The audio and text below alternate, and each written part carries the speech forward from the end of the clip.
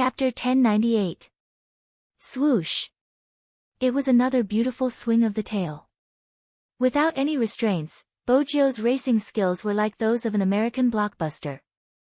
The sunroof opened, her silver hair swaying in the wind. The youngster's thin lips and the lollipop in her mouth formed an indescribable mischievousness. The navigation beeped. 60 meters to the target. Master, do you still remember? I have a bad feeling about this.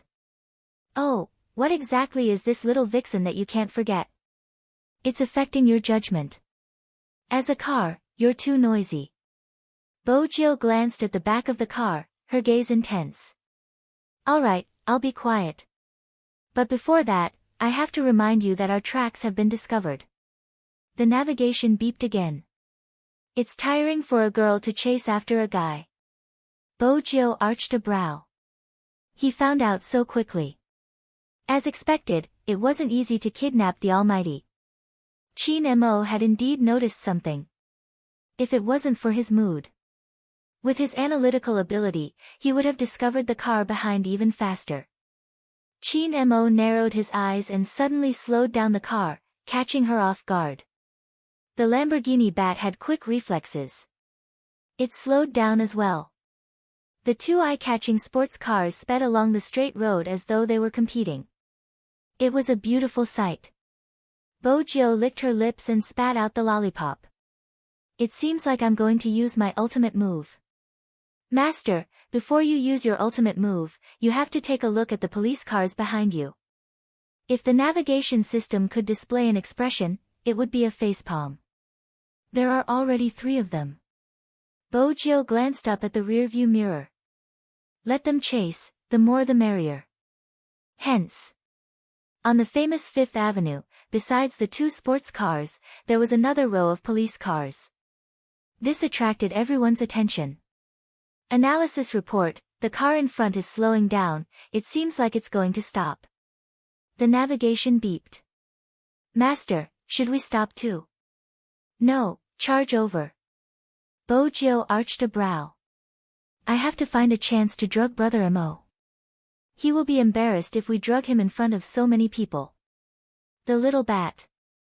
What kind of drug are you trying to drug him? After Chin Mo parked the car by the roadside, he watched as a black shadow flew past him. That speed was very fast. What was even stranger was that when the car brushed past, there was actually no one in the driver's seat. Inside the car, the navigation system buzzed again. Master, you don't seem to dare to face him. Bojio exerted strength with one hand, straightening her body. What do you know? This is called strategy. Navigation. I will quietly watch your guilty conscience. Bojio didn't say anything else. She shook off the first police car and took a detour to the other side. She shook off the second police car and by the time she reached the third one, there was no need to shake it off anymore. The distance between the cars was too wide. In the sea of cars, there were no police cars in sight. But in the next second, the voice of the navigation system became extremely shocked. F***CK, F***CK, Master, what kind of little demon are you chasing? That fellow is now more than 100 meters behind us. This is too scary. Not only did you fail to chase, you're being chased instead. Bojio glanced at the rearview mirror. The Almighty was indeed cunning. How exactly did he manage to predict her route? The 3 police cars had unknowingly become his tools to test her. The more he thought about it, the brighter Bojio's eyes became. She moved her fingers, dialing a number. Chin Mo's fingers were placed at the side, preparing to increase his speed. Until that unique ringtone sounded. His gaze froze, and he slowed down instantly. He gave up on chasing the sports car that had been following him. He turned the steering wheel, stopping by the side of the road. He picked up the call, his voice cold. Where are you? As expected, he was angry. Bojio was still driving, wearing a black earpiece. She said seriously, I wanted to take a taxi to the place you told me but I got lost. Is that so? Chin Mo obviously didn't believe her, but he was smart enough to know that the most important thing now was to find her. Send me your address. Bo Jiu was slightly afraid. This place. I can't tell you the name. Why don't I find a cafe and share my location with you? Send it now. She could tell that he was trying his best to suppress himself. Bo Jiu turned a corner and was nearer to the filming location. She tapped on the WeChat shared location. I'll wait for Brother Mo to pick me up. Mrs. Chin. On the other end of the line, Chin Mo spoke again, his voice as cold as ice. You better be waiting for me to pick you up. Bo Jiu felt even more weak. He hung up. The navigation system heard him very clearly. How should I say this, Master? I think you've already lost your credibility with the other party. If the little fairy knows that you're going to kidnap her, she might chop you into pieces. Little Blackie, you're using your humor in the wrong place. Put me down and wait nearby. With that, she took out her smart key and walked into a cafe with desserts. The reason he chose this place was because it had the best view of the entire avenue. She also understood that in order to kidnap the Almighty, she had to use some tricks. He couldn't even do it openly. Bo Jiu was helpless. Was it so hard to kidnap the one you loved? Bo Jiu sat down, troubled. She ordered 2 cups of coffee and drugged one of them. When she drugged him, she also felt guilty. However, when she saw the red dot on the shared location getting closer and closer to her, she felt guilty. She would just be at the Almighty's disposal when the time came. Besides, if she didn't kidnap him, how was she going to treat his hand? Bo Jiu admitted that she was finding an excuse for herself. But on second thought, the Almighty's suspicions towards her had been growing, and it was only a matter of time before he found out her identity. Before that, she had wanted to monopolize her pet for a few days. With that in mind, Bo Jiu tapped the red dot on the screen. Her handsome face puffed up. That's it. Come. Outside the window. Chin Mo alighted from the car. Indeed, he didn't observe his surroundings. After all his thoughts were on locking a certain someone in his hands. When he got closer, he arched a brow. The best view? What was that guy up to? Young master, the car that followed you is near you. It's 9 o'clock, be careful. It turned out that Chin Mo had always been followed by professionals. His communication tool was a small communication device under his black hair. He had been wearing it ever since he had arrived in America. Go take a look. Chin Mo walked forward nonchalantly. Even the passers-by didn't notice his orders. Yes. One of them shifted his position. Chin Mo pushed open the glass door and walked into the cafe. The first thing he saw was the youngster tapping the screen. Bo Jiu noticed the gasps around her. She turned towards the source of the sound and saw the Almighty walking towards her. He was dressed in a business suit with a pair of handcuffs on his hands. It was extremely eye-catching. Was the Almighty trying to seduce her with his uniform? Bo Jiu was about to stand up, but before she could speak, there was a click. Her wrist was locked. Everyone's gaze focused on her. The Almighty was probably the only one who could smile in such a situation. But that smile didn't enter his eyes. Chin Mo sat opposite the youngster as though there was no one else around. He tapped the handcuffed wrist with his fingers, exuding an air of nobility and abstinence. Bo Jiu lowered her gaze before retracting it. Her eyes were clear. Why did you lock me up? What do you think? Chin Mo asked as he locked the other end of the handcuff onto his wrist. Bo Jiu shifted. It's not convenient to drink coffee. Which cup? Chin Mo was still restraining himself. He was afraid he would do something he would regret if he was too violent. But when he remembered the news, he almost wanted to dig a hole. Bo Jiu felt guilty. I don't have to drink. Chin Mo wasn't sure what she was thinking. Since she hadn't left, he should dissipate the coldness. He seemed to be calming his emotions. He reached out and pressed the back of her head, kissing her in that position. They were in the cafe. Bojo's eyes widened. Her mind went blank. Chin Mo retracted his hand, his lips still glistening. His voice was hoarse. I should have installed a tracking device on you. Bojo didn't have a chance to reply. Chin Mo probably wasn't in the mood to listen to her lie. He took a piece of cake and stuffed it into her mouth. Bojo puffed up her cheeks as she chewed. The Almighty pinched her cheeks. Just this once, do you understand? Bojo swallowed the cake. Sure, Brother Mo, can you help me remove the handcuffs? It's good to be locked up, it keeps you in check. Chin Mo's fingers caressed the corner of the youngster's mouth, wiping away the crumbs of the cake. His actions and expression were filled with an indescribable pampering. The people in the cafe were confused. What was going on? At the start, they had assumed the police were arresting someone. But now, they were confused. Was he under house arrest? It didn't seem like it from the youngster's expression. It was a mess, it was really a mess. Bojo rested her chin on the table, feeling slightly depressed. It's embarrassing to be locked up like this. If you don't want to be embarrassed, don't switch off your phone next time. Chin Mo picked up another piece of fruit with his fork and fed it to her. It was obvious that the kiss had stabilized his emotions. Bojo felt that this couldn't go on, the Almighty who had regained his rationality was too difficult to deal with. Brother Mo, have some coffee. I ordered it for you, it would be a waste if you don't drink it, Bojo said naturally. Chin Mo swept a glance at the coffee beside him. He didn't seem interested, instead, he seemed to be feeding her. Bojo ate the various things that were fed to her, her gaze sweeping over the untouched coffee. She arched a brow. She was almost done with the dessert but the Almighty hadn't fallen for it. This wasn't going according to her plan at all. At this moment, a faint sound entered Chin Mo's ears. Chin Mo straightened, widening the distance between them.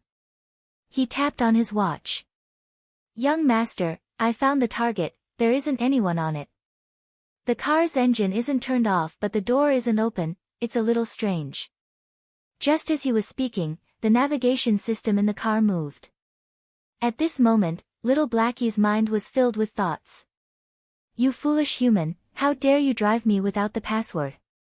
Stop dreaming, wait a minute. But why wasn't Master out yet? This wasn't her usual style of doing things. Bojo wanted to head out too but the Almighty seemed to be against her, refusing to drink the coffee. Helplessly, Chin Mo suggested going home. In order to continue with her plan, Bojo could only use eating to stall for time. I want to eat another waffle. Chin Mo glanced at her, reaching out to pinch her face. You look like a demon. Brother Mo, I'm locked in your hands, how can I be a demon? Bojo asked with a serious expression. I need to grow, eat more. Chin Mo arched a brow, his gaze shifting downwards. Oh. Indeed, you should eat more. Bojo.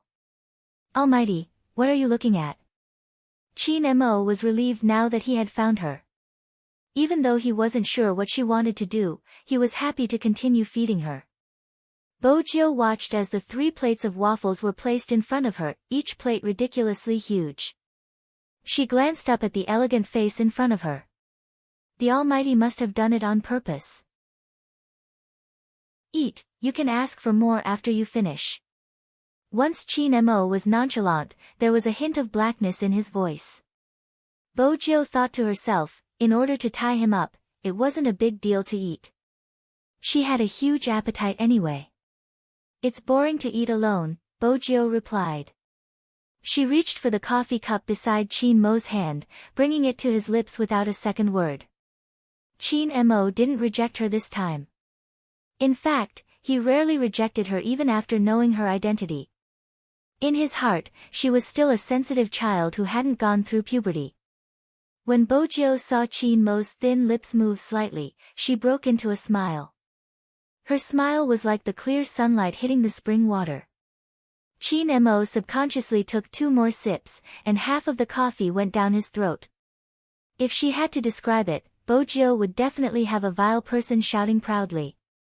But on the surface, she didn't reveal anything since she had to wait for the medicine to take effect.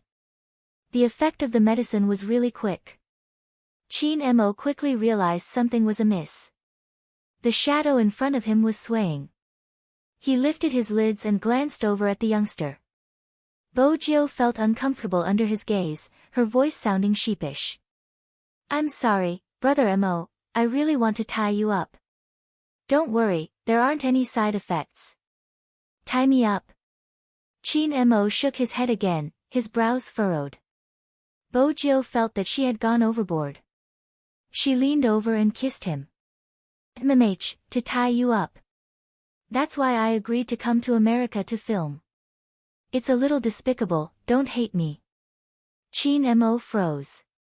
He was reminded of what a certain someone had been talking about in her dreams. He could guess many reasons why she wanted him to come to America. Chapter 1099. Chin Mo's brain froze for a moment, the shock in his eyes obvious. Apart from this guy in front of him, there was no one else in this world who could make young Master Chin so emotional. He had originally thought that she had been scheming all along just to escape from him. But in the end, kidnap him and bring him home? Chin Mo's head was still a little dizzy and his limbs were weak. But even so, his eyes were still very deep. No one knew what he was thinking, and his temperament did not change at all. This made Bojio feel even more guilty. She muttered, "Why is the medicine that Grandfather Butler gave me so weak?" In fact, the effect of the medicine was not bad at all. However, Chin Mo had received specialized training in this area. There was a certain degree of resistance to the medicinal effects. Bojio bowed. Brother Mo, sorry for the offense." Chin Mo shook his head and narrowed his eyes. "Are you going to carry me out?" "I'll just hold on for a while." She didn't forget to observe his expression, afraid that he wasn't drugged. But it was obvious that Chin Mo had no strength in his limbs, and his head was getting dizzier. Bojio took the chance to help him up, adding, "Brother Mo, I know you have to be mindful of your image. I won't carry you anymore, I'll carry you."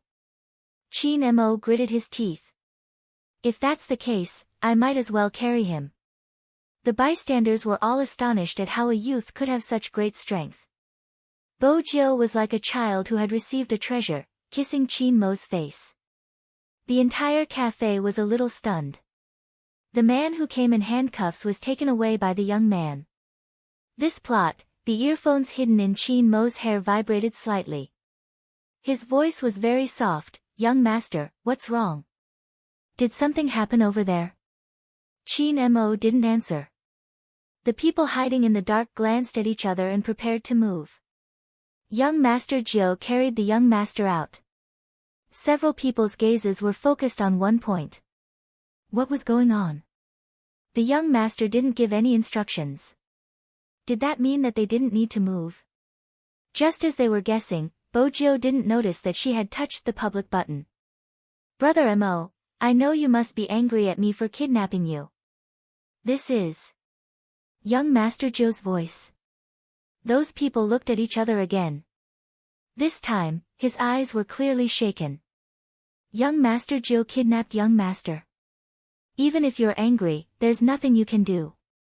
If you don't come overseas, you won't have a chance to do anything in China." Hearing this sentence, the person hiding in the long alley wanted to show himself. But at this moment, he didn't know if it was a coincidence. Chin Mo glanced up. The few figures stopped moving one after another. "Young master was looking at us just now." "I think so. But I don't think so." "Coincidence? Why do I feel like young master is telling us not to go out? Let's take another look." That's the only way. After all, the young master didn't give them any instructions. But the matter of the young master being kidnapped, before they could come up with a general outline, the figure who was still studying the Lamborghini on the left side of the road suddenly froze. Not because of anything else, but because the car's headlights suddenly lit up. Yes. The headlights came on. Bojo pressed the driverless button on the car key. The navigation system fluctuated up and down. Target locked, master. Even the gaze of the frozen figure trembled for a moment. What did he just hear? A car spoke. This world was a little fantastical. When the Lamborghini moved, the most important thing was speed. It swung its tail in an extreme turn. With a sharp turn, it sped towards Bojo's direction. The next second, it braked, stopping in front of the two people. Even though Chin Mo didn't have the strength to retaliate, he was still able to think. The car in front of him was extremely familiar. It had been following him since the filming set. So it belonged to this fellow. Bojo didn't care about her guilt anymore. She replied straightforwardly, I like you, Chin Mo. The car door opened with a loud bang. Chin Mo arched a brow, looking towards the youngster. Bojo caressed the bridge of her nose. Voice password. With that, Bojo bent over and placed the youngster in the car. Hence, everyone looked towards the side of the road. Young Master Joe placed their young master in the back seat with great effort, a serious expression on his face. Even though the timing wasn't right. They wanted to ask, was he that happy to kidnap their young master? Young Master Joe definitely didn't understand their young master well. This was practically kidnapping the devil back home. Bojo was clear about this, but she was afraid the Almighty would play some tricks.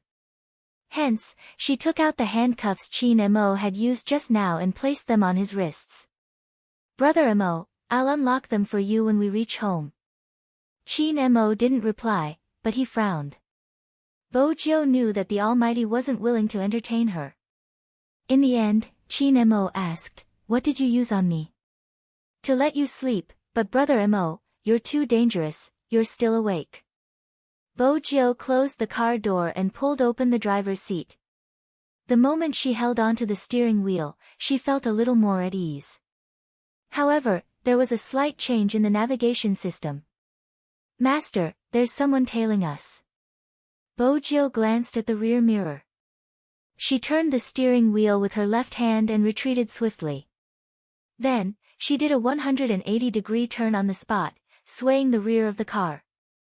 Her driving technique was elegant and beautiful. This made the people hiding in the other three cars want to give chase. They really didn't expect that their young master would be kidnapped. Logically speaking, that shouldn't have happened. How could their young master not have noticed? Indeed, Chin Mo had noticed it long ago. Ever since he had entered the cafe, the youngster's gaze had been on the cup of coffee beside his hand, as though asking him why he hadn't drunk it yet. Chin Mo had wanted to see what exactly she was up to. Hence, he had taken the opportunity to drink the coffee so that she would be more obedient after revealing her true colors. Even he did not expect that this guy was trying to kidnap him. Chin Mo lifted the corners of his lips subconsciously. But he wouldn't let the youngster see his emotions. He sat in the back seat, looking extremely weak. He was really dizzy. He raised his fingers and pressed them against his temples. Through his gaze, he could vaguely see the light. Chin Mo knew that the fox-like youngster was still wondering if he had really taken the medicine. He had to make her feel at ease. Chin Mo closed his eyes and leaned his head against the window while the drug was still in effect. The Almighty's current state was extremely alluring. His handsome face was slightly pale from the effects of the medicine. His wrists were handcuffed and his black hair fell down. His pure black lashes made him look abstinent. The navigation system vibrated. You're the little vixen that Master fancied when he was outside? Little vixen. Chin Mo's fingers stilled. He wanted to open his eyes, but in the end, he resisted the urge. After all, he wanted to see what else she would do to kidnap him. Bojo heaved a sigh of relief when she saw no reaction from Chin Mo. The medicine is finally taking effect. It wasn't easy. All that's left is to activate the automatic detection mode and plan a new route. Master, it doesn't seem that simple. The navigation system activated and a three-dimensional image appeared on the screen. There are more cars than I expected. I thought there would only be 2 or 3. There were already 7 to 8 flashing red dots. The situation seemed bad. Bojo arched a brow. It didn't look like a police car, but she didn't have much time to think. With a loud swoosh, she drove the black Lamborghini through the crowd of cars, shaking off the car closest to her. She was sitting in front so she couldn't hear Chin Mo's voice. "Young master, how are you? We have been following you and the locator is normal. We have set up a roadblock at the traffic light ahead. Once we reach it, the car will definitely not be able to pass." When they had said this, they had thought they would receive a signal to take action. Unexpectedly, the beeping sound from the watch was for them to retreat. Retreat? The shadows who were wearing headphones were a little confused. What about the roadblock? Retreat. Chin Mo's fingers moved slightly as he tapped on the watch. Even the roadblock was to be removed. The shadow guards glanced at each other. They had no choice but to follow their young master's instructions. They could more or less understand the meaning behind their young master's gaze. Simply put, all of you move away, don't hinder me from being kidnapped. In an instant, the inner thoughts of the shadows became more active, and the barricades that were blocking their way were removed. Even the speed of the chase was reduced from 100% to 70%, 60%, 100%, until they couldn't see the Lamborghini anymore. The shadow guards stopped moving and looked at the blinking red dot. They comforted themselves that it was fine, their young master's location was still there. But, what exactly was their young master thinking? Bojo, who had shaken off all the cars, was elated. She whistled and sighed. It's not easy to kidnap the Almighty. The shadow guards could hear the sound. When they heard her words, they looked up at the sky and thought to themselves, "Young Master Joe, young master has been cooperative enough. If he hadn't, you wouldn't have been able to kidnap him. Why do I feel that young master is happy to be kidnapped by young Master Joe? Let me tell you something." What? When young master came out of the cafe just now, he seemed to be smiling. It was clearly a kidnapping. Why did they get a taste of dog food? On the other side, the Lamborghini was already on the bridge. Bojo was still troubled. "Little Blackie, what should I do if the Almighty continues to ignore me after he wakes up?" "Master, as expected, the little vixen's presence has affected your judgment. No one likes to be kidnapped. It's normal for him to ignore you." There were lines on the navigation system. He was extremely serious. The important thing is that he is kidnapped. Bojo glanced over and raised her eyebrows. She smiled. That's right. Bojo, who had been dealing with all kinds of unexpected situations, didn't know what Chin Mo had ordered. If she had known, she wouldn't have been so worried. Of course, Chin Mo wouldn't let her know either. From the start, young Master Chin was a perfect kidnapper. He was weak and handsome, just like a young master who had fallen from grace. Time trickled by. Dusk fell. The castle in the forest gave off a mysterious vibe that was difficult to get close to. Under the last rays of the setting sun, the Lamborghini drove into the courtyard. The old butler, who was dressed in a well-ironed suit and had British blood, was already standing there. There was a drowsy owl perched on the branch. It had to be said that this was a scene that would only appear in a comic book. If it wasn't for the modern Lamborghini that broke the harmony. The old butler opened his pocket watch. Even though it was a little late, they could still make it for dinner. Not bad. Bojo didn't call for help. Instead, she bent down and carried Chin Mo out. She smiled faintly. "Brother Mo, you won't be in the mood to tour when you wake up tomorrow. I'll have to say this now. Welcome to my castle." Chin Mo didn't react. In a sense, he was asleep. "Young lord." The old butler walked over. He was still holding his pocket watch. His gaze landed on Chin Mo's face. He looked back and forth. As expected of the infamily's grandson. That was what the old butler said. Deep down, he was thinking about something else. Did this youngster look down on his young lord? Was that why his young lord wanted to kidnap him? It had to be said that the old butler had a certain level of misunderstanding. Qin Mo wasn't aware of this. All he could feel was a certain someone holding on to him. Her breathing wasn't steady. Her sweet scent seeped into his nose.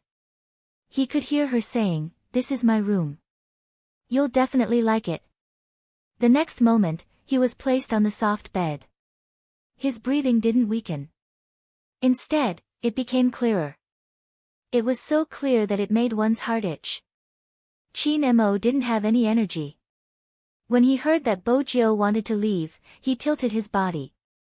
His arm pressed down on her waist naturally. Bojiu paused. Her clear eyes swept over the handsome face that was so close to her. Everything seemed like a dream. The Almighty had really been kidnapped by her. It felt as though they had returned to their younger days when they had slept face to face. But Bojiu knew that this peace was temporary. When the Almighty woke up, he would definitely ignore her. She reached out and hugged Qin Mo's waist. "I don't care, it's mine." This was the only thing she could say now. Bojiu wanted to leave right after declaring her ownership. But in this position, it would take some time for her to break free. When her nose brushed past, her lips had to slide past Qin Mo's lips before she could move his arm away. "Mmh." She had to take advantage of the Almighty now. But it was hard to say who would be the one taking advantage. With his eyes closed, Qin Mo could feel the softness of her lips. There was even a hint of sweetness. Darkness descended. Bojiu walked out of the room. Qin Mo, who was lying on the bed, slowly opened his eyes. His eyes were the same as usual, so deep that they seemed to be able to emit starlight. Words for the readers, 4 in 1. Moi, good night. Chapter 1100. "Young master, how are you?" A hissing sound rang in his ears, along with some static noise. It was probably because he was in the castle that the signal of the earphones was affected. Qin Mo had always been cautious. Even though there was no one around, he didn't speak. Instead, he lightly tapped his watch twice. It meant that he didn't make any moves. After the shadow guards received the order, they asked tentatively, "Do we need to set up an ambush?" No need. Even though they couldn't hear young master's voice, they could feel his nonchalance when he said those two words. "Is there anything wrong with your body?" They heard young master Jiu say that he drugged young master. Finally, one of the shadow guards mustered up the courage to ask this question.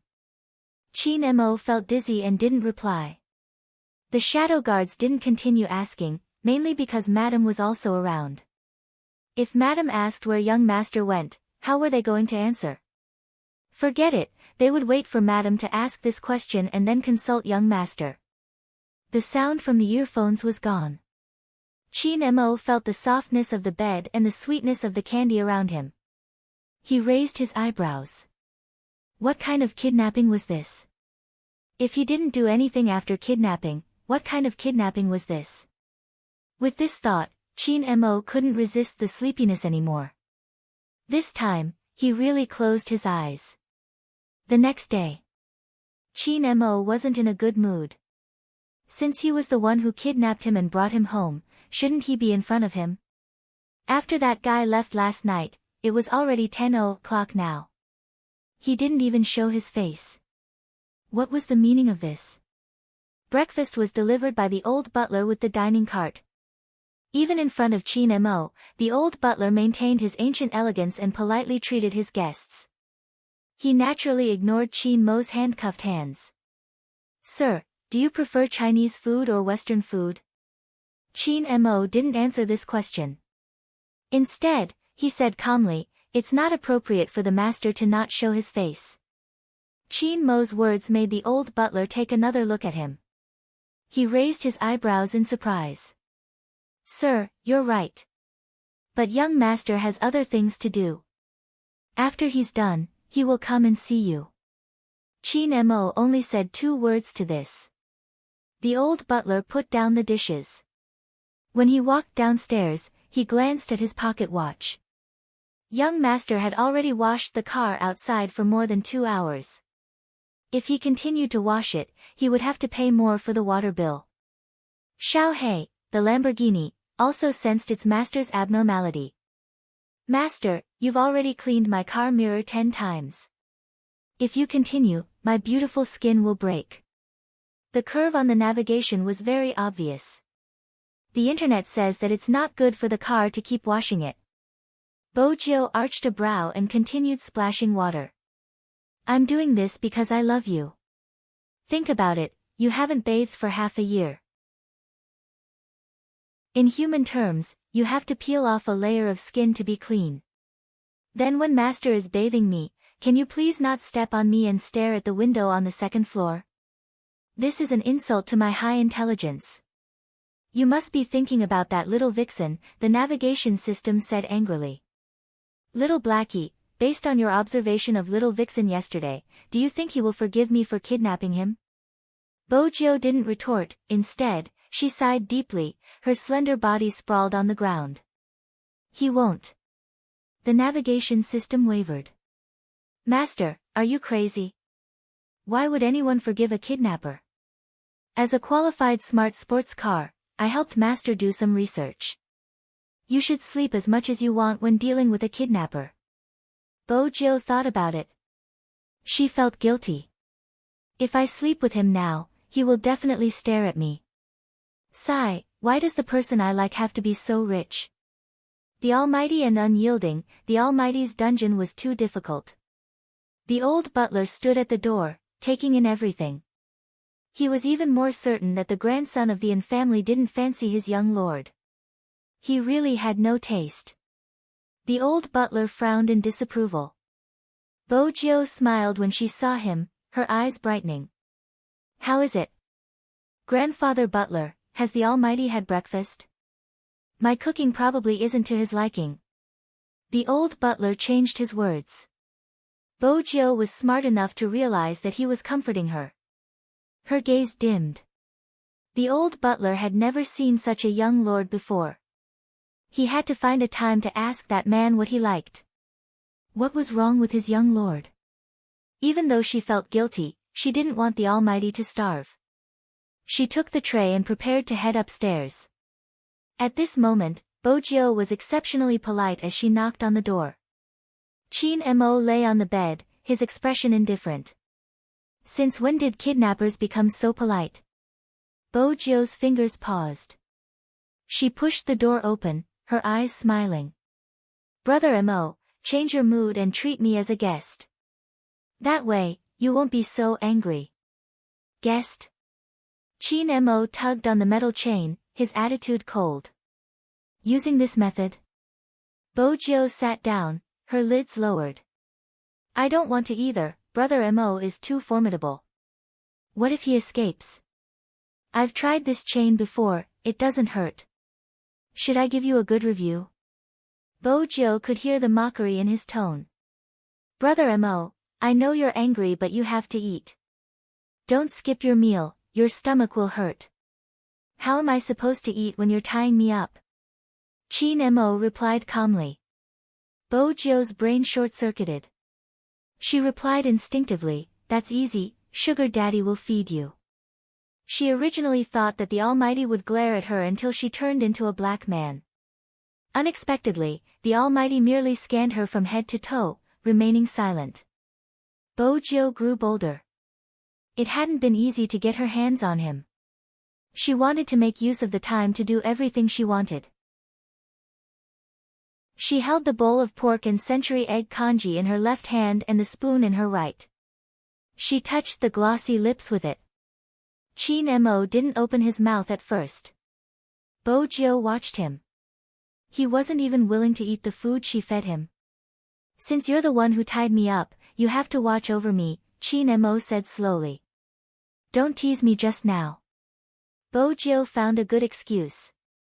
I was washing my car. Chin Mo smirked. Washing for 3 hours? Bojo. Little Blackie must have been speaking too loudly and the Almighty must have heard. Bojo had never seen such a cold and violent Almighty before. She couldn't help but feel frustrated. Fortunately, he ate the first mouthful of congee. Bojo was instantly motivated and fed him a second mouthful. Chin Mo opened his mouth and swallowed the congee without a change in expression. He looked at the person who was feeding him with a deep gaze. How could there be such a happy person who allowed her to feed him a bowl of congee? His eyes were still bright, so bright that she wanted to kiss him. On this point, the two of them were of the same mind. But Bojo moved faster. She watched as Chin Mo was quietly being fed by her and was reminded of their childhood. After the last mouthful of porridge was finished, she took the chance to lean over, sweeping her thin lips for a light kiss. But it managed to stop Chin Mo in his tracks.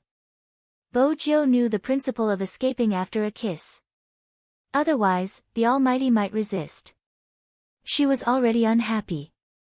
If the Almighty didn't eat the food she fed him, it wouldn't be worth it. Chin Mo arched a brow, looking at a certain someone. Bojo felt guilty again. She put on a serious expression. Brother Mo, there was a grain of rice at the corner of his mouth. Do you think I'll believe you? Chin Mo's tone was indiscernible. Fortunately, it wasn't disgust. Coldness was still acceptable. She didn't dare to imagine being disgusted by this person. Hence, she didn't really meet Chin Mo's gaze. After feeding him, he subconsciously wanted to hide for a while. Chin Mo spoke at this moment. Where do you intend to go? Do you think I don't need to go to the washroom? Bojo paused. The length of the metal chain is just enough to reach the washroom. It won't affect your movements. For a moment, neither of them spoke. Just as Bojo was about to move again, Chin Mo spoke again. Chin Mo's voice rang again. Have you thought about the consequences of locking me up like this? I have. Bojo lowered her head slightly. She knew that she would have to face this question sooner or later. But hearing it personally was a different feeling. Was he really starting to hate her? Chin Mo swept a glance over Bojo. Then he stood up and used his other hand to pull her. He lowered his voice beside her ear. Why did you lock me up after you thought about it? I had to, Bojo replied in a low voice. It wasn't easy to tie it up. The conversation between the two of them was accurately transmitted to the other side. The shadow guards glanced at each other. They were all slightly shocked. They were shocked by their young master's acting skills. Young Master Joe definitely didn't know how cooperative young master had been when he had tied him up. Now, he was definitely making young Master Joe feel guilty. The shadow guards wanted to hear the rest of the conversation. Chin Mo seemed to have thought of something. He retracted his hand and slid his fingers over his watch strap. This time, they couldn't hear anything. The shadow guards looked up at the sky. Young Master's tricks were really deep. Bojo was surprised that the Almighty would let her off so easily. She thought that he had grabbed her up to give her a beating. But on second thought, with the Almighty's upbringing, he wouldn't hit a woman no matter how angry he was. I need to take a shower. Chin Mo looked at the youngster's head. Since you call yourself a sugar daddy, don't tell me you don't know how to do such a simple thing. Bojo looked up and blinked. Chin Mo's handsome face was cold. How do I remove my clothes? I'm good at that. Bojo smiled. She looked as though she could take advantage of him again. A hint of a smile flashed past Chin Mo's eyes. But there wasn't a hint of emotion on his face. Instead, his expression turned colder. Oh. I'll help Brother Mo, Bojo said as she unbuttoned his shirt. She smiled faintly. It's a small matter. This time, she was really taking advantage of him unscrupulously. She didn't have to worry about being oppressed by the Almighty. She had to admit that Chin Mo was indeed ridiculously good-looking. Especially when he was standing tall with his messy black hair. He lowered his head to look at her, allowing her to pull his shirt open to reveal his beautiful abs. He was so handsome that it made her heart beat faster. Done. Bojio's ears turned red. Chin Mo arched a brow. I don't have the habit of bathing in trousers. Bojio watched as his hand was locked. She gritted her teeth and reached out to unbutton his trousers. But the moment she touched it, she retracted her hand.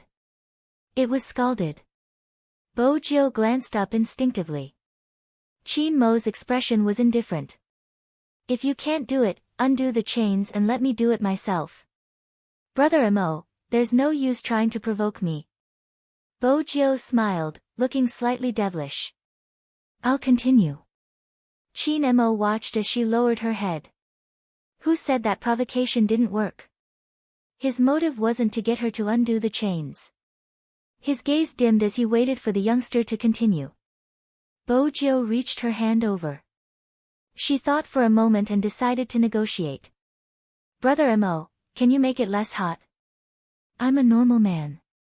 Chin Mo's words denied Bojio's intentions. Bojio had no choice. She braced herself and tried her best to avoid the scalding heat. She unzipped his zipper. Once the zipper was unzipped, everything else became easier. But Chin Mo, who wasn't restrained by his clothes, couldn't shift his gaze away. Especially since he was wearing a black t-shirt. She was caught off guard and turned on the shower. When the hot water flowed down, a layer of mist rose. The water droplets landed on his black hair, glistening like pearls. They rolled over inch by inch, gathering on his V-line. It was a sexy mess. For some reason, Bojio's throat felt dry. Just as she was about to leave, he pulled her back. You want me to shower with one hand? Chin Mo's tone didn't change. What about my back? How do I apply the shower gel? You have time to shower your car but not me? Why did you tie me up? When Bojio heard this, her first reaction was to estimate the Almighty's danger level. It shouldn't be that high. She had to take advantage of him. I wanted to go outside to get the shower gel, Bojio replied seriously. Chin Mo exposed her mercilessly. It seems to be behind me. I didn't see it just now. Bojio smiled. I'll help you apply it now. With that, she pressed a few buttons on the small bottle, pressing the fragrant shower gel onto her palm. Her beautiful eyes were smiling as she caressed the abs she had been yearning for. As expected, it felt good. Mmh. It was cool and smooth. And there was a jade-like feeling on his chest. Bojio smiled as she took advantage of the man she wanted. She didn't notice that when she lowered her head, the man she had tied up was smiling faintly. Bojio experienced the feeling of being a sugar daddy. If only the Almighty was willing to do all of this. For instance, he would become her pet again. When they were young, he had already agreed that he was hers. But in the next second, her hand was pressed against the wall. That kind of strength was enough to prove that it was impossible for her to imagine it. Her back was pressed against the cold wall. The next moment, a man's voice rang out, carrying with it the steam of the bathroom and the warmth of the hot water.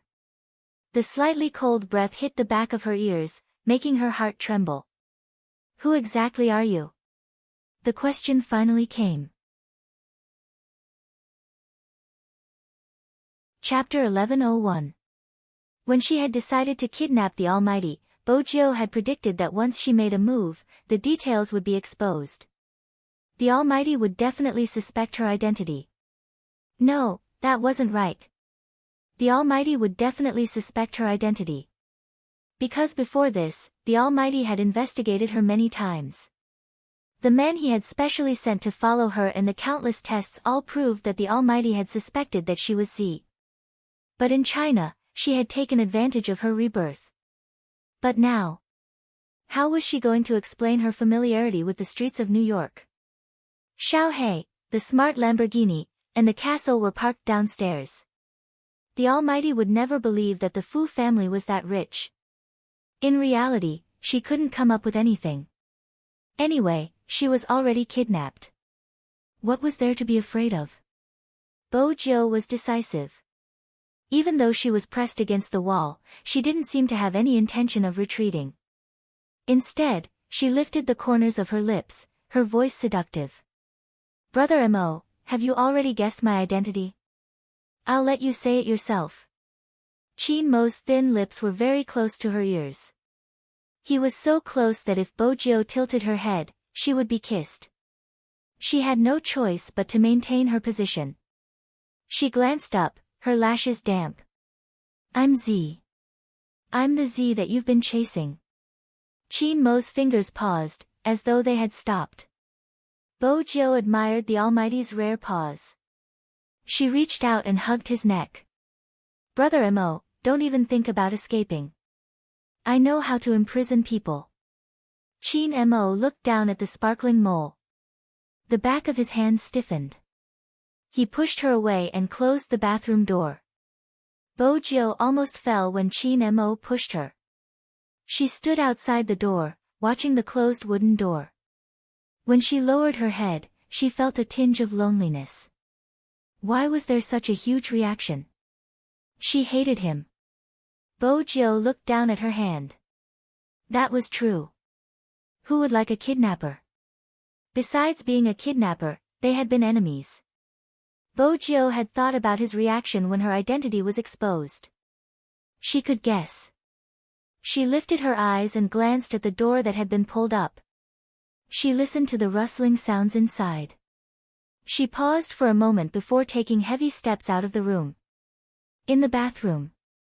Chin Mo closed his eyes, the image of a certain someone clinging onto him. When her thin lips moved slightly, it was as though she was silently inviting him, as alluring as a water demon. However, it was clear that this was not the right time to do some things. Gradually, the restless breathing stopped. Chin Mo grabbed a white scarf and wrapped it around his waist. He wiped his wet hair and came out, only to realize that a certain someone had disappeared again. Chin Mo's eyes dimmed. It seemed like his sugar daddy didn't have the slightest awareness of tying him up. Sugar daddies also had their own troubles. Bojo had never been so worried before. The moment she couldn't think straight, she decided to wash the car. As a top-notch sports car, Blackie's entire body was filled with rejection. Master, put down the bucket of water in your hand. I think we should have a good chat first. The smart navigation system fluctuated. Bojo held her chin, indicating that she wasn't in the mood to chat. The navigation system knew its master best. Before the bucket of water splashed on it, it said in advance, I have a way to deal with the little vixen you like. Bojo kept the bucket and stuffed a hand into her pocket, looking carefree. Tell me, how do you want to deal with him? I just searched the internet. There are many ways, but after my computer summarized them, there are basically 3 steps. The navigation system acted as though it was serious. Kiss him, hug him, and *CK him. Bojo picked up the bucket again and splashed the water onto the Lamborghini. Little Blackie, don't read those erotic novels in the future. Master, wait, really, wait a little longer. It really didn't want to be washed again. There's a more tactful method. The first step is to confess. Bojo tilted her head and thought for a moment. That's still reliable. The second step, create romance. The navigation system continued to fluctuate. Bojo arched a brow. What's the third step? You can lie on the bed and have a heart-to-heart talk. Once the atmosphere is good, you can take another step and use your beauty to take him down. Bojo patted the Lamborghini. Not bad. Little Blackie. Their master was really tied up by a little vixen. Sigh. As long as the Almighty didn't ask her to leave, she didn't need to leave at all. Even if his attitude was a little cold. But since she was the one who kidnapped him, it would be weird if he was warm. Bojo lifted her legs and went upstairs. The moment she opened the door, she heard the deep and melodious voice. What is it? Sugar Daddy is so free to tease me again. Bojo laughed and jumped onto the bed. She looked at Chin Mo, looking carefree. Chin Mo couldn't predict her actions. She was so close to him that he could hear her breathing. He leaned against the headboard and she was just beside his hand. If it wasn't for the butler who always walked back and forth by the door, he would have broken the handcuffs long ago to let her experience the consequences of teasing him. Go down. Chin Mo's voice was calm, but he didn't look at her. Bojo pressed his leg with one hand and smiled. Brother Mo, why didn't you ask me why I am Z? Would you tell the truth if I asked? Chin Mo tilted his face, not a hint of emotion on his face. Bojo muttered, it's a long story. I changed my identity when I woke up and became the young master of the Fu family. I didn't mean to lie to you. You mean you became another person? Chin Mo already knew all this. He was just saying this to make the youngster maintain this position for a longer time. Bojo glanced up. I know it's hard to believe, but it's the truth. Alright, let's not talk about such an unpleasant topic. Brother Mo, why don't you ask me why I kidnapped you? The old butler was guarding the corner of the wall. When he heard his young lord's words, he thought to himself, why didn't you mention it? It would be weird if they could continue the conversation. As expected. Chin Mo's voice became faint. Why? Because I like you too much. Bojo's eyes lit up, her smile clear. I can't control myself. Chin Mo's heart skipped a beat. She was breaking the rules again. Through Chin Mo's handsome face, Bojo couldn't tell what he was feeling. She took the opportunity when he was in a daze to tilt her head and kiss his slightly cold lips. Bojo wanted to leave after the kiss. If she was pushed away, it would be too awkward. But just as she was about to move back, she heard a clattering sound. It was the sound of metal chains sliding. His wrist was pressed down by someone, and even the kiss became an existence that made him feel hot all over. She was attacked continuously. It felt as though all the air was sucked away. A numb feeling exploded from the tip of her tongue. Her waist was being hugged. In between breaths, his breath landed behind her ears. Do you think I'll allow you to tease me obediently? Bojo waited for the strength to gather. She was a little afraid to meet his eyes. She tilted her head. No. But. Chin Mo hugged the person in his arms, burying his face into her delicate and fair neck. It depends on my mood. Bojo's eyes lit up. Was there room for negotiation? Firstly, I don't feel comfortable being chained up like this. Chin Mo's tone was calm. Unlock the lock. Bojo felt that the Almighty was too cunning. He was obviously using his charm. She didn't get a response. Chin Mo opened his mouth again, his voice cold. You tied me up and threw me here. You can interfere when you want and ignore me when you don't want to. It doesn't make sense if you don't pick the lock. Or do you not believe in your skills and think you can't keep me here? Didn't you drug me? The drug is still in effect, isn't it? I'll unlock the lock. Bojo lifted her head.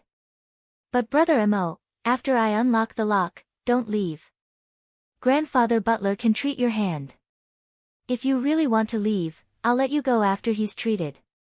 Chin Mo caressed her face with his fingers and said something that couldn't be matched. Sometimes, you really seem like an idiot. Bojo was about to retort. I promise you. Chin Mo retracted his hand. He looked like a noble young master, pure and abstinent. Bojo moved her fingers, a key appearing at the tip of her fingers. The next moment, there was a loud clang. The metal chain was unlocked. Chin Mo leaned against the wall, his long legs half bent. He twisted his wrist twice, his eyes still as deep as ever. I don't have any energy, help me up. Bojo was even more certain that the Almighty wasn't that dangerous. She reached out to help him. The old butler frowned. Was it because he had given his young lord too much drug? Was that why his strength hadn't recovered? The old butler adjusted his spectacles, deciding to take a closer look. From a certain point of view, Qin Mo was indeed movie queen and son. He leaned on Bojiu, his expression calm as though he really didn't have any energy left. Bojiu thought about something and asked, "Were you tired when you showered just now?" Qin Mo replied. Bojiu added, "Let grandfather butler treat brother Mo's hand first." Qin Mo remained silent. Bojiu thought about how she was going to look for little Blackie later to use her beauty trap. In the end, she was the one who fell for it. Fortunately, from a certain point of view, the Almighty couldn't leave yet. Bojiu didn't forget her main purpose of kidnapping the Almighty. She brought her men over to the old butler. The old butler was sizing Qin Mo up. Qin Mo was trying his best to hide his sharpness. His thin lips were still pale, adding to his fragility. "Young lord, bring this guest to the basement." The old butler carried the oil lamp, leading the way. Bojiu carried him without hesitation. She couldn't see the faint smile on Qin Mo's face when he lowered his lids. As for why Qin Mo did that, it was simple. Firstly, he enjoyed the feeling of being held in her hands. Secondly, he wanted to understand her. Obviously, he could only do that by staying here. There was one more point, which was also very important. She had never completely let her guard down against him. Hence, she didn't believe that he wouldn't leave even if she unlocked the door for him. There was a click. The old butler turned on the light. That was when they realized that there was a complete set of surgical equipment in the basement. There were even various instruments and human organs soaked in containers. "Please." The old butler's solemn expression was indeed frightening. Young Master Qin was probably the only one who could remain calm in front of him. Qin Mo arched a brow, his words directed at Bojiu. "How am I supposed to believe that you aren't going to dissect me, you are going to treat my hand? There's no point in studying you." The old butler's voice was calm. "Young Master Qin, you are a friend that young lord brought over. Trusting the owner of this castle is the only thing you can do now." Qin Mo retracted his gaze. "What if I don't cooperate?" The old butler kept his watch. "I'm not willing to treat you either." Bojiu watched as the two of them started arguing. She glanced at Qin Mo's side profile, remembering the Almighty's memory loss. Suddenly, she asked, "Brother Mo, are you afraid of lying on the bed like this?" Qin Mo's fingers stilled. He tilted his head. "What a joke, why would I be afraid?" She had to learn to think in reverse when interacting with the Almighty. If he said he wasn't afraid, he was definitely afraid. Bojiu reached out to hold Qin Mo's hand. "Brother Mo, I'll watch over you. Besides, my castle is very safe, no one will come." Qin Mo's gaze swept past the youngster's face. "If you dare to take a step away, throw me out of the window," Bojiu replied. Qin Mo seemed to be smiling. Bojiu wasn't sure since the lighting was a little dim. "All right." Bojiu glanced up at the old butler. Bojiu glanced up towards the old man. "Grandfather butler." The old butler harumphed, starting to prepare the tools. As he moved his hands, he asked, "Has the injured hand been operated on before?" "Yes." Qin Mo was extremely polite. The old butler stretched out his hand and pressed his wrist that was wrapped in a white bandage. In an instant, a thin layer of sweat formed on Qin Mo's forehead. The old butler's eyes sunk. It was more serious than he had expected. Bojiu observed the old man's expression, her heart sinking. In the end, the old butler didn't want to see his young lord disappointed. He fiddled with the surgical light. Even though the injury is serious and he didn't recuperate enough, it isn't completely incurable. "Lie down, I'll administer the anesthesia." Qin Mo did as he was told. He laid on the operating table, still wearing the white shirt from before. He looked like a noble, even his posture was elegant. However, the old butler met with a problem the moment he started the operation. He had used a lot of anesthesia and sleeping ingredients in the needle. But the person lying on the bed didn't seem to have any intention of falling asleep. The old butler narrowed his eyes, a sharp glint flashing past his eyes. The next moment, he stopped what he was doing. "Apologies, Mr. Chin, I have something to discuss with young lord alone." The old butler didn't give Chin Mo a chance to reject. He reached out and pulled Bojo to the side. His voice was so soft that only the two of them could hear him. "Young lord, do you think the effects of the anesthesia haven't worn off?" Chapter 1102. The old butler paused, frowning.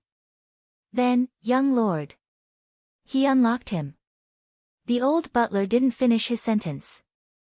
Bojo interrupted him. "That isn't important, he will leave sooner or later. The most important thing is to treat his hand before he leaves. Hence, I have to ask Grandfather Butler, a soldier's hand is too important. Even though he doesn't have a military rank now, I know he will have to return to the military one day.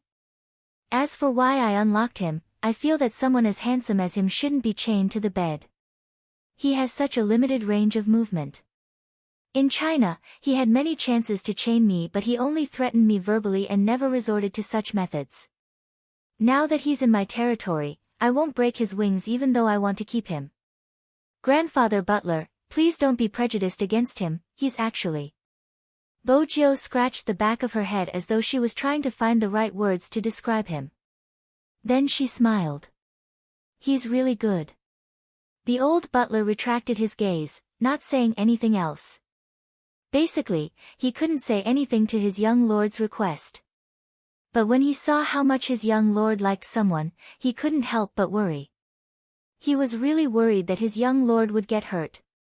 When he walked towards Chin Mo, the old butler's expression was still stern. He lifted his pocket watch and glanced at it. "The operation will take a long time, I have to put you under anesthesia. If you don't sleep, I won't be able to do the operation." Regardless of his past experience or the training he had received, he wouldn't fall asleep easily. Both the old butler and Chin Mo knew that it was a psychological reason.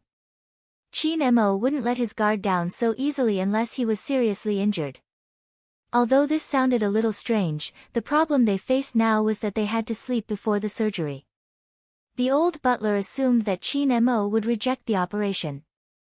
Based on his judgment, Chin Mo was meticulous and seemed polite but wasn't easy to get close to. It was destined that he wouldn't trust anyone. Besides, his young lord had kidnapped him and invited him over. He would probably be more resistant, however, the old butler hadn't expected this. At this moment, Chin Mo, who was lying on the operating table, suddenly reached out to grab her wrist. His voice was calm. "All right, I'm going to sleep now." "All right?" The old butler was stunned when he saw this scene. He watched as the man slowly closed his eyes and turned to look at his young master. Bojo replied proudly, "I can put you to sleep." The old butler reached out to push in the new anesthetic needle. At this moment, the elegant young master Chin's muscles actually relaxed. Just how assured was he? Only then would he lower his guard in front of that person. This was extremely difficult for those who had undergone special training. It seemed like young Master Chin didn't care about young Master. The old butler's heart finally relaxed a little. When the surgery started, the medicine started to take effect. Chin Mo's hand started to loosen, but he still wanted to hold on to a certain someone. It was as if this was the only way he would not be swallowed by the emptiness that came from the depths of his heart. But he couldn't catch it. He couldn't grab it no matter how hard he tried. Oh no! This was the old butler's first reaction. This surgery required the patient's complete cooperation. Otherwise, the slightest movement would cripple his hand. But Chin Mo, who was lying on the operating table, seemed to have been agitated. The thin sweat that seeped out of his forehead had already drenched his black hair. Even his body was filled with extreme unease. It seemed like he was having a nightmare, but it wasn't exactly. But if he continued moving like this, the surgery would definitely fail. Young lord. The old butler who was wearing a surgical mask said hoarsely, hold him down, you have to hold him down. Bojo looked at the fragile person on the operating table. She didn't know what to do. Yes, for the first time in her life, she didn't know what to do. If it had been someone else, she would have used brute force to calm him down. Otherwise, she would have knocked him out. But it wasn't someone else, it was Chin Mo. He was the only person she had wanted to hold in her palms ever since she was young. Young lord.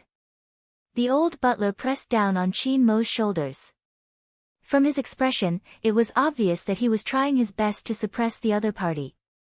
When the old butler turned back, he saw Bojo's face. His voice lowered. Young lord, the old butler had only seen this side of Bojo once. When his master had died. That youngster had stood in front of the gravestone. Her eyes had lost their luster and she didn't know what to do. Now, young lord, the old butler opened his mouth, wanting to say something. Bojo suddenly lowered her lids and raised Chin Mo's hand, her thin lips landing on it. The kiss was so natural. Brother Mo, I'm here too. The youngster's clear voice echoed in the quiet basement, adding an indescribable warmth. I'm here too. Regardless of what was in your dream or what you were experiencing, you weren't alone. Chin Mo was indeed dreaming. Once he was in such an environment, he would enter a deep sleep. That kind of dream would come out. It was an endless stretch of water. His entire body was in the water, trying his best to grab hold of the other party. But that person fell deeper and deeper, until the darkness engulfed everything. No matter how painful it was, even if it tore his heart apart, it was useless.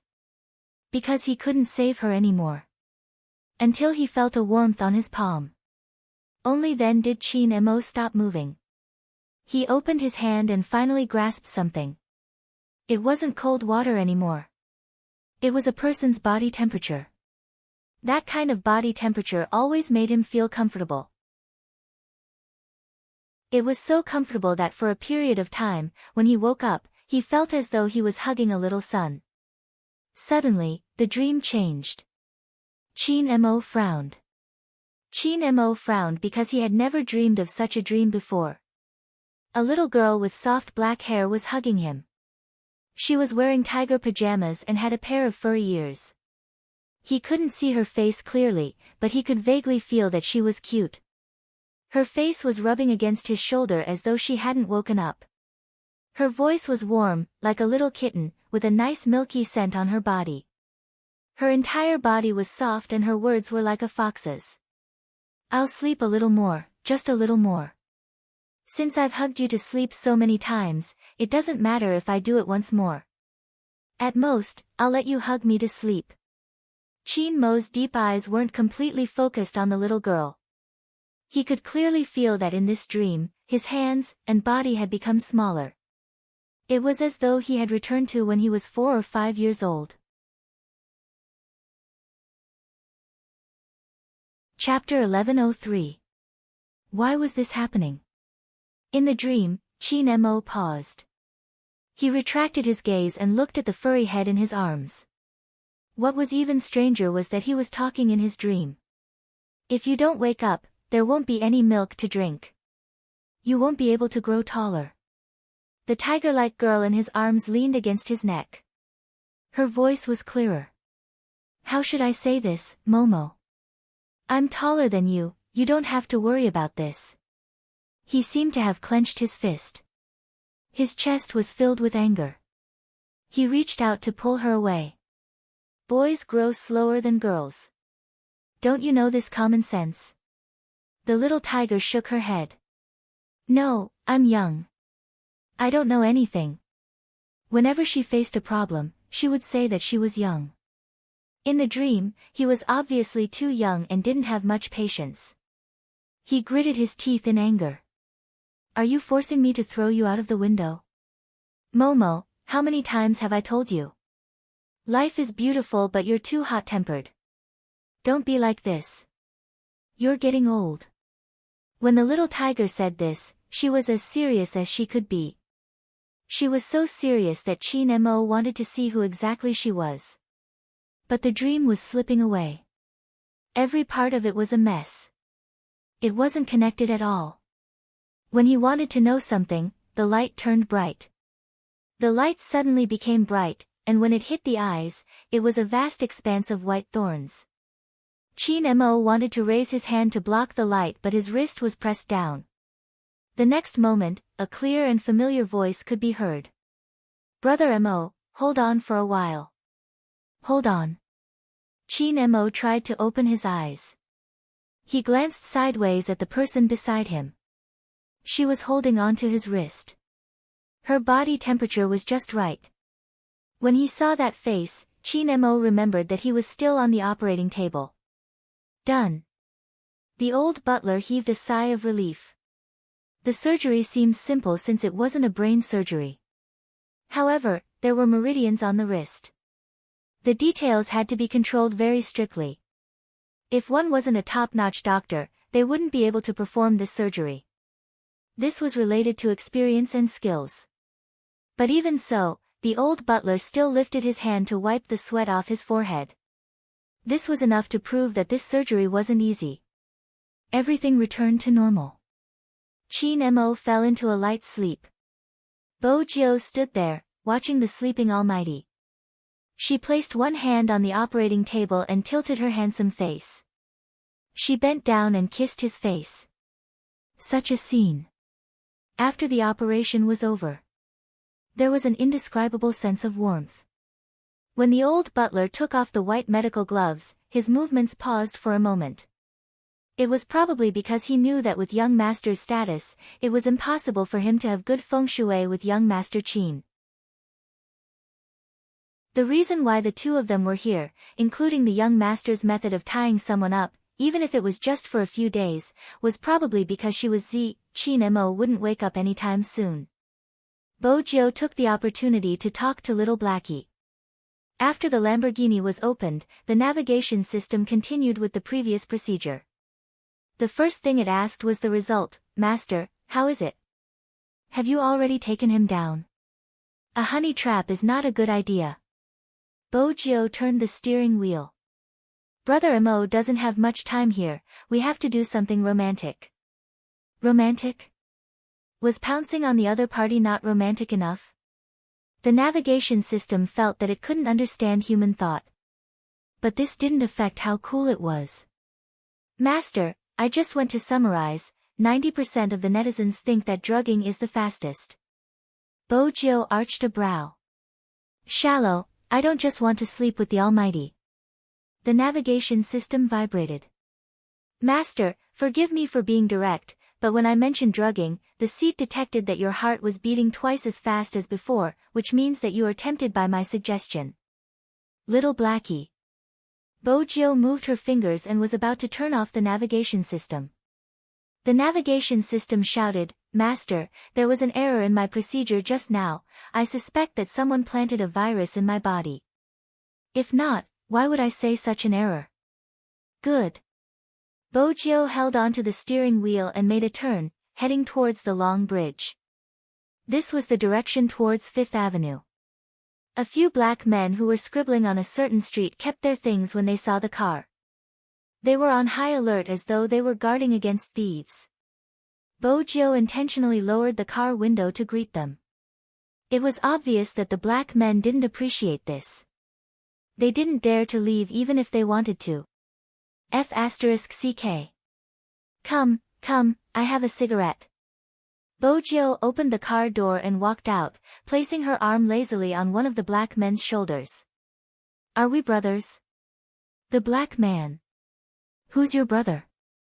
"How about this, I'll ask for some information and we'll calculate it according to the price in your industry." Bo Jiao passed him a cigarette. The black man accepted it since no one would say no to money. "It's on the street next door, the place where the movie is being filmed." "Did anything happen?" Bo Jiao tied him up. Of course, she was most concerned about movie Queen Anne's reaction. "Did the police receive any missing person reports recently?" The black man stretched his hand out, 5 fingers full. Bo Jiao pressed his hand. allowing him to retract one finger. This is the price in the industry. If there's anything more valuable, increase the price.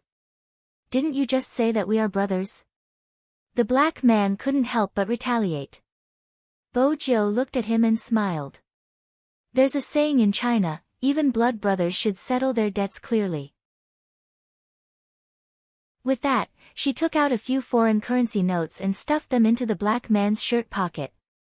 Tell me about your information. Everything about the movie is normal. The police are not looking for anyone, but there is a case that is quite strange. After the black guy finished speaking, he waited for the person to ask him. Generally, if the other party took the initiative to ask, the price would definitely rise. Unexpectedly, the youngster arched a brow. Oh, I'm not interested. The black man. F***ck, that's not how my script is supposed to be. Hey, brother, wait a minute. The black man saw that Bojiu was about to leave, reaching out and grabbing onto the youngster's wrist. Wait a minute, this information is really worth it, we can discuss the price. Bojiu paused, stretching out 2 fingers. The black man gritted his teeth, bending the youngster's fingers, adding 1 more. This price, I can't go any lower. Alright. Bojiu stuffed one hand into her pocket. What's strange about the case? The black man glanced around. This is insider information, I'm not sure if you've heard of these words. Bojiu tilted her head, lighting a cigarette, signaling for him to continue. The maiden's sacrifice, the black man said. Bojiu narrowed her eyes. Tell me about it. The police aren't sure yet, but the people in the underworld are saying that the other party knows hypnosis, it's for the sake of the sacrifice. Bojiu listened to the black man's endless supply of information, her hand in her pocket tightening. There's something that the police should have noticed, their targets are all Chinese. Bojiu took out another foreign currency, stuffing it into the black man's hand. Hey, that's too much. The black man took a look. Bojiu waved her hand. Your information is worth this price. After saying that, she walked into the phone booth in the same way as before. Everything on this street seemed to have been bewitched. Even if it was just an old man in a traditional Chinese suit, one shouldn't underestimate him. There were many secrets, but they were all in the underworld, not for outsiders to know. After Bojiu entered the warehouse, the first thing she did was switch on the computer. After locking onto the case, her fingers flew across the keyboard, forming a light wave that quickly entered a local area network. She switched to a fake IP, shook off the first wave of interceptions, and continued to hack. But Bojiu hadn't expected the case's encryption level to be so high. S grade. It seemed like they were afraid of causing panic. Bojiu paused for a moment, her handsome face tilted slightly. There must be a breakthrough. But she had to be fast. The system here was very powerful. If she wasn't fast enough, she would be easily discovered. Fortunately, this was Fifth Avenue, the equipment Bojiu used was the most advanced. If it was a normal laptop, it wouldn't be able to keep up. Found it. Bojiu pressed the spacebar, changing the direction of the intrusion. A dialog box popped up, countless codes changing continuously. In the end, she tore a small hole, as though she was performing a magic trick. Because Bojiu used the other party's IP address, this would cause her to disappear from the defense network for 5 seconds. 5 seconds was enough. The intrusion was complete. After obtaining the information, she was thinking of a way to leave.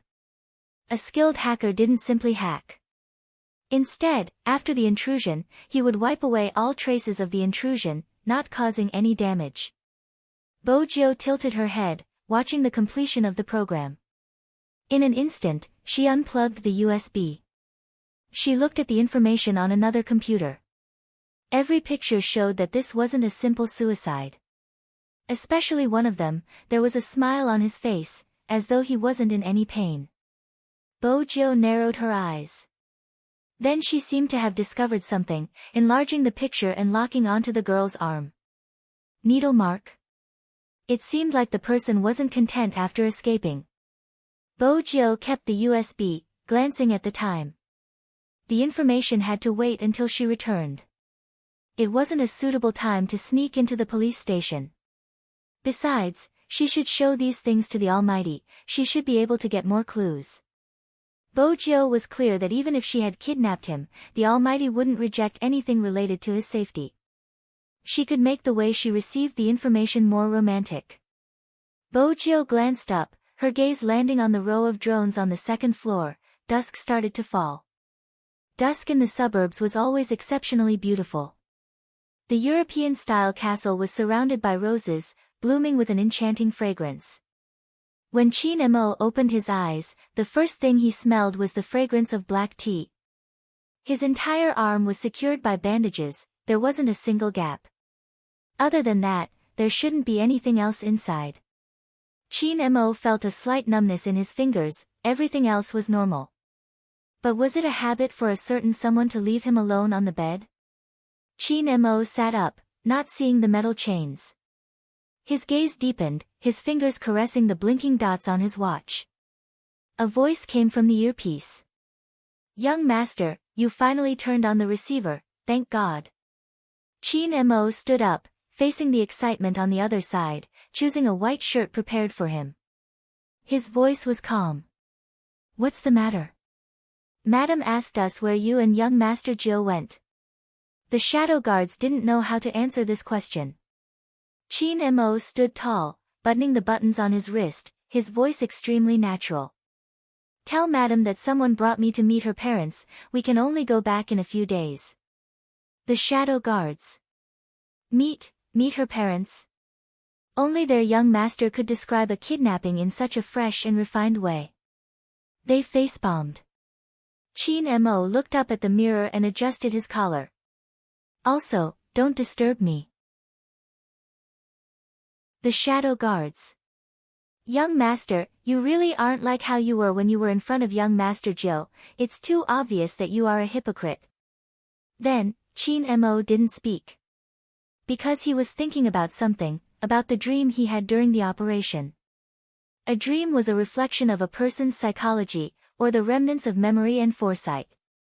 He studied psychology, so he was very clear about this. But Chin Mo didn't understand why he had such a dream.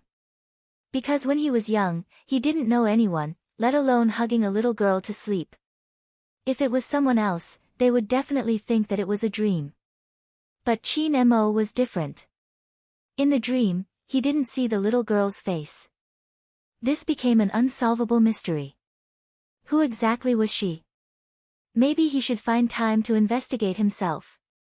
After all, Chin Mo's eyes deepened, just as he was about to speak. At this moment, suddenly, a voice came from outside the window, it was clear and pleasant.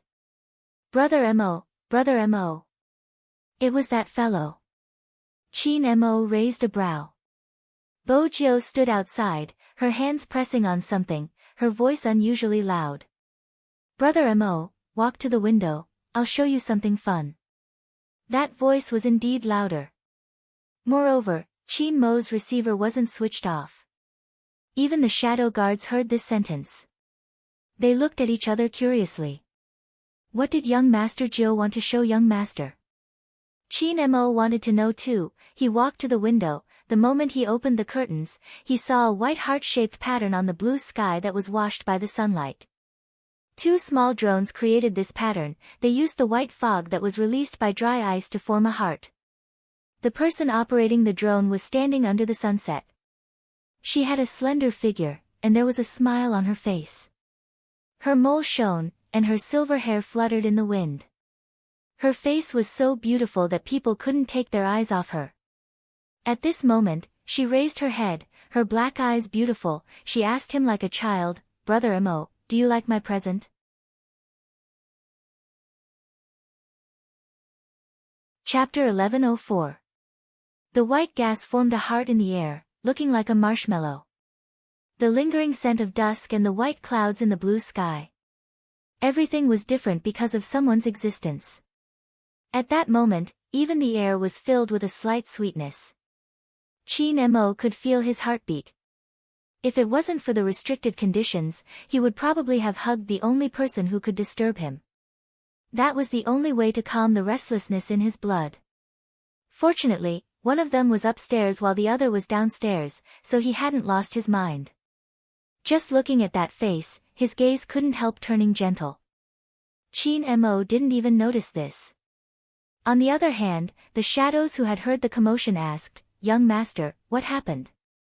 That should be young Master Zhou's voice, right? But it was a little blurry. They couldn't hear it clearly. Chin Mo didn't retract his gaze. He stood by the window with one hand in his pocket. His voice was calm.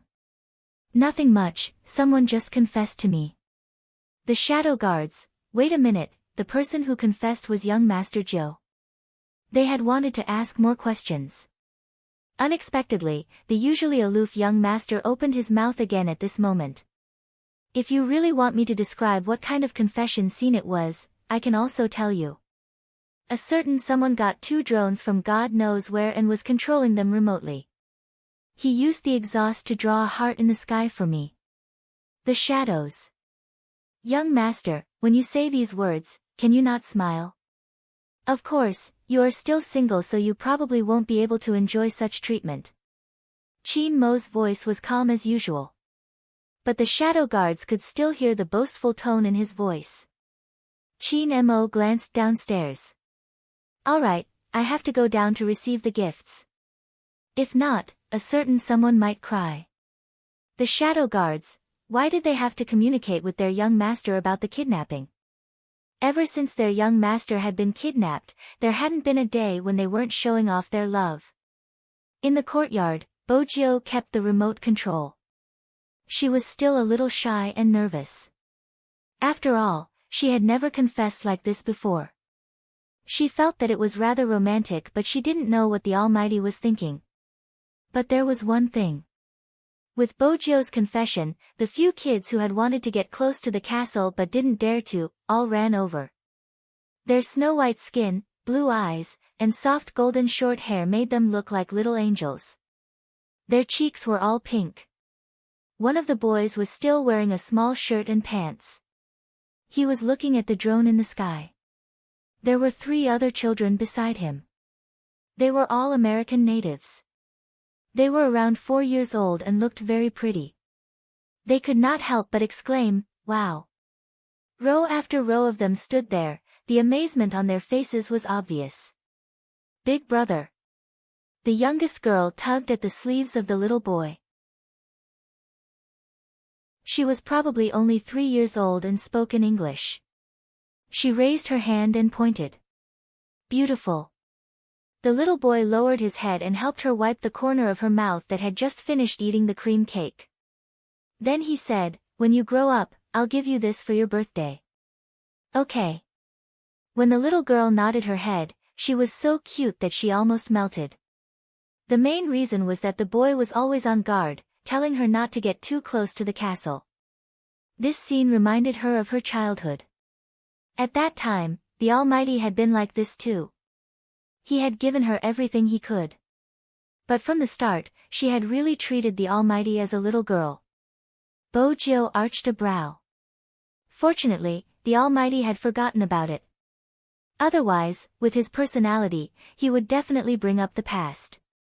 With that thought, Bojiu smiled and walked out of the castle. When the little kids saw Bojiu coming out, they panicked. All of them were a little panicked, and they started to speak in English. "God, did you see that person's eyes? They are black.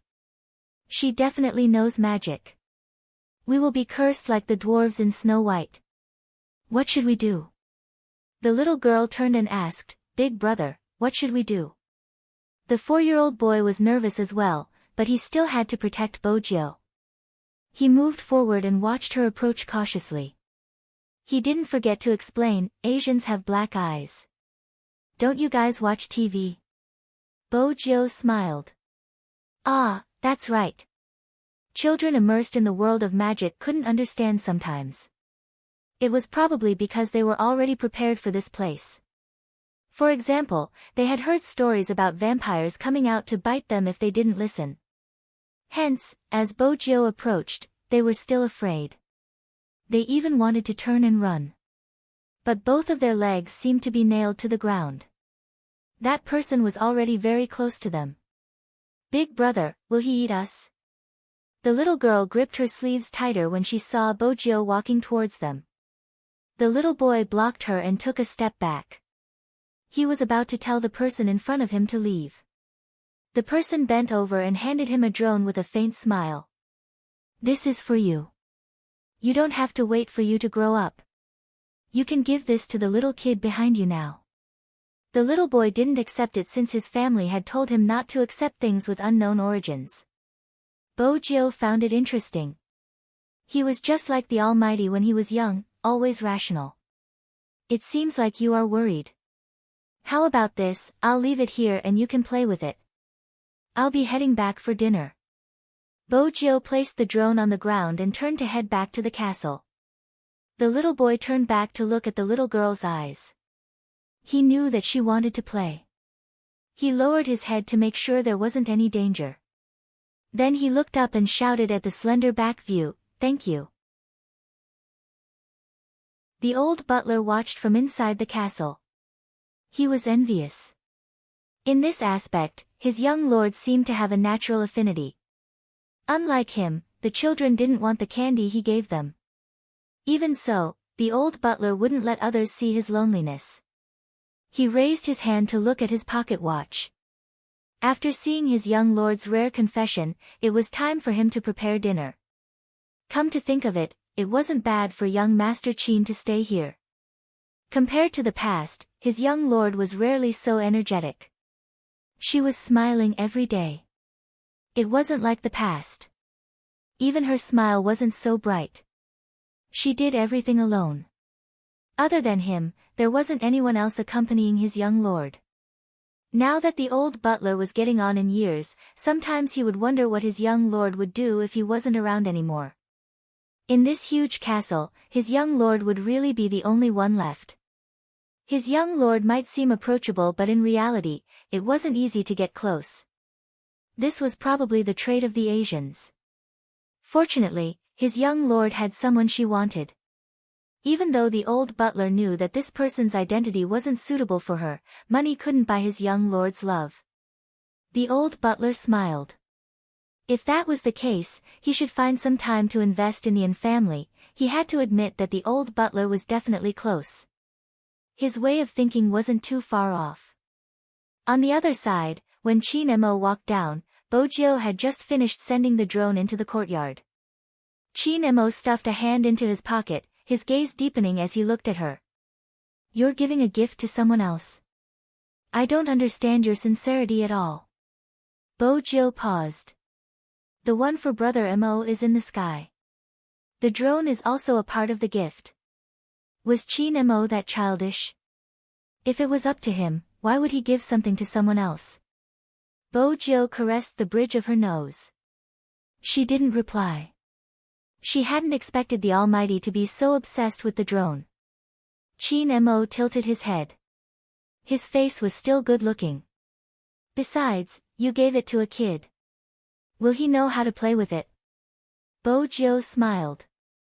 Brother Mo, I only gave one drone. I still have another one. With that, she took the other drone out from the bushes and passed it to Qin Mo. At this moment, the communication device was still switched on. The shadow guards only had one thought after listening to the entire process. Their young master was so petty that he was even jealous of a kid. How scary. But Qin Mo had his own thoughts. He caressed the wings of the drone with his fingers and lifted the corner of his mouth. Bojo glanced at his handsome face and muttered softly, he really looks like him. She didn't expect the Almighty to hear her. Qin Mo turned, his voice calm. What does he look like? Nothing, I'm just saying that the little boy looks like my childhood friend. Bojo couldn't possibly say that she had given him the drone because he looked like his childhood friend. That was the perfect explanation for Bojo. Unexpectedly, Qin Mo laughed coldly. Is that so? Bojo couldn't tell if the Almighty was happy or unhappy. Hadn't he laughed just now? Why did it seem like, which type do you like? Chin Mo asked again, his tone not casual. For example, those who act mature at the age of 4 or 5? Bo Jiu paused. How was she going to answer this question? From a psychological point of view, this type of boy is very shrewd. Chin Mo arched a brow. You're so dumb. You definitely can't tell how good your little friend is. Bo Jiu didn't reply because it was hard for her to hold back her laughter. After all, it was really interesting to hear the Almighty ridiculing himself. What else? What's so bad about this type of boy? Bo Jiu cleared her throat and asked seriously. Chin Mo stood there, his tone calm. There are many, but you don't have to understand so much. I'm the one you should understand. With that, Chin Mo walked into the castle. Bo Jiu paused for a second. Thinking about his words. Once she tasted sweetness in her mouth, she walked to the Lamborghini and started the engine. She lowered her voice. Little Blackie, I think my confession seems to have worked. If it doesn't have any effect, I'm starting to suspect that the person you like is gay. The navigation system fluctuated. But, Master, is it really appropriate to use this method of chasing girls on a boy? Bo Jiu lifted her lips. Why not? I'm going to continue understanding my little secretary. You're in charge of searching for information. I'll do some research later. What information? The navigation system didn't understand. Didn't Master always think that the information it found was too simple and crude? Bo Jiu smiled. Of course it's to find out which type is good and doesn't have any side effects. Also, it allows me to do whatever I want. That's about it. The navigation system, who was the one who said that her goal wasn't to sleep with others? Master, you're so shameless that even I'm scared. Why? Are you stunned by my handsomeness? Bo Jiu watched as the navigation system fluctuated. She patted the Lamborghini. Calm down, do a good job. The navigation system was cold. Isn't it just sleeping with someone? It's simple. Chin Mo entered the hall. He didn't know how someone was thinking about sleeping with him. There were some things he told himself not to care about but he couldn't help thinking about. Why was she able to have absolute trust in that person? She couldn't do it in front of him.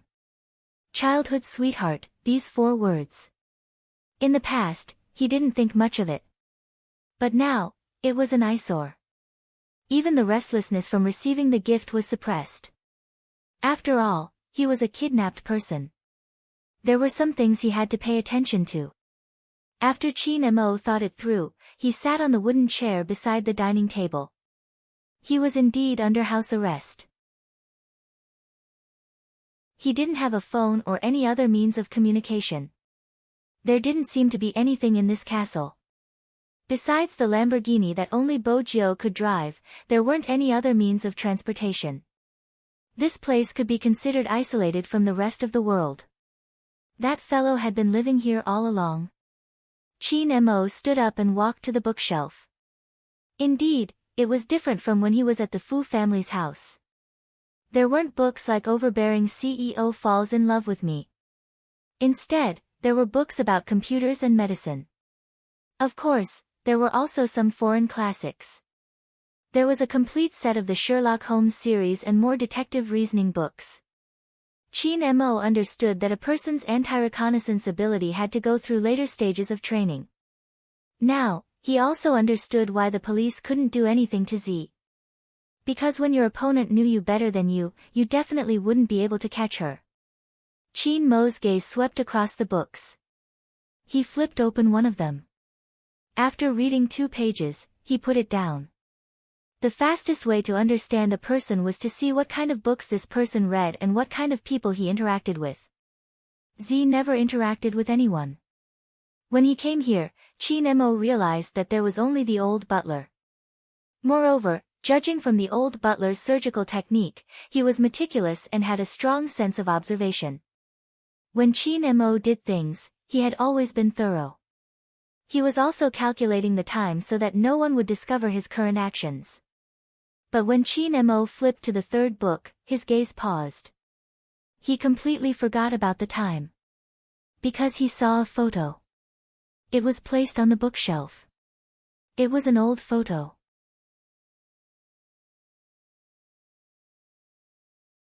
Chapter 1105. In the photo was a little girl around 4 years old. She had soft black hair, clear eyes, and a face that looked like it wanted to be pinched. From the bridge of her nose to her mouth, she was delicate and pleasing to the eye. She also had a naive look. Logically speaking, with such looks, she should be very obedient. However, her movements looked like she was climbing a wall. One of her short legs had already stepped on a tree branch. It was a little like a little tyrant had run out, full of arrogance and domineeringness. That posture really made it seem like no one could stop her pace. The photo was probably taken secretly. Otherwise, the little girl wouldn't have turned around. Her round eyes were looking somewhere, and her eyelashes were long and black. It was probably a group photo. He could vaguely see another person in the photo. Below the photo, half an arm and a pair of hands could be seen. The hands were also very small. But even so, the observant Almighty Chin could tell that it was a boy's hands. Boy, Chin Mo's fingers tightened. He was about to put the photo back. An old voice with a low laugh came into his ears. That was when young Lord was young. When she was young Lord wasn't as obedient as she is now. She always played with Louis next door. She didn't listen to anyone and liked to climb walls. She even climbed secretly. This was her climbing the wall next door. Louis found out and asked her to come down. Speaking up to this point, the old butler shook his head, a doting smile on his face. Unfortunately, young mistress was too young back then and didn't want to jump down directly. Luckily, Louis told her to jump, and he caught her from below. Master was the one who took the picture, but unfortunately, Louis wasn't there. Chin Mo took another look at the photo. The little boy was wearing a black suit. Even though only his hands were exposed, it was enough to tell that he liked to dress up since he was young. Louis? American? He's Chinese. His English name is Louis. The old butler smiled and said, I wasn't around at that time. Everything I heard was from others.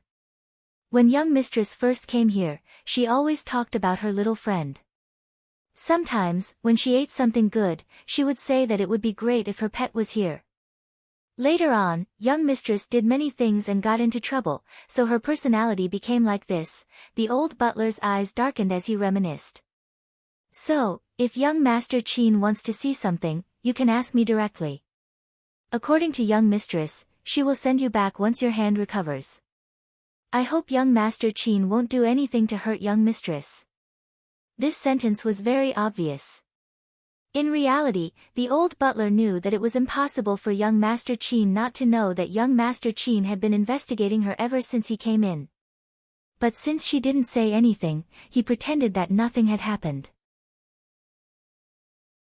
However, if some things were known by outsiders, the young master's safety would not be guaranteed. From the old butler's point of view, he would definitely be wary of Chin Mo. However, no one knew. Almighty Chin's thoughts were all on that photo. Whether it was the meaning expressed in the photo or the old butler's description. Chin Mo was very clear. This Louis was very important to someone.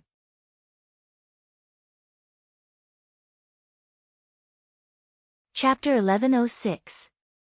That was why that person had stopped after watching Hoshino's competition video. Every time that person glanced up at Hoshino, there was a strong sense of connection. He told himself not to be bothered. But it felt as though there was a huge rock pressing down on his chest. Even lifting his hand to place the photo back in its original position would affect his heart. It was as though he had returned to that day. When they had sparred at the plaza, a BMW Tomahawk had appeared and taken her away. That trust and cooperation. He had thought that it was only between them. But now, there was a person who appeared in her life one step earlier than him. It was a reality that couldn't be changed. It seemed as though there was nothing he could do. Chin Mo returned to his original position. His side profile didn't look the slightest bit emotional, noble and handsome. Even the curve of his chin was perfect. Chin Mo knew that this elder was giving him a warning. Even though he knew it wasn't possible. But he would still think about it. If only he had been the first person to appear in her life. If only he had been the one to carry her down from the wall in the photo. Chin Mo, who had always been known for his rationality, had actually used the word if. The last ray of light disappeared. Before dinner started, candles were lit on the dining table. The silver cutlery was placed on the table, reflecting the gentle light. Bojio felt that this was the first time she was hosting the Almighty at home. Romance couldn't be lacking. Since there weren't any roses, she had plucked a lot of wild roses from outside. Chin Mo glanced at her but didn't say a word. Bojio sat down, arching a brow. What was wrong with that? She turned back to look at Grandfather Butler, who had a faint smile on his face. She glanced up, sweeping a glance at the bookshelf. She had a rough idea of what had happened. Bojio remained silent for a moment before walking to the side to grab a small laptop. She inserted the USB drive and opened one of the documents. Then she turned the screen. This is the recent case on Fifth Avenue. The police aren't able to find any leads since they don't have any tools. Especially the last person, he seemed to be lying in the bathtub, drowning if he didn't come out. At first, I suspected it was deep hypnosis, but then I saw this. Bojio changed the photo. Needle, these are probably drug addicts. Chin Mo looked up at the youngster in front of him.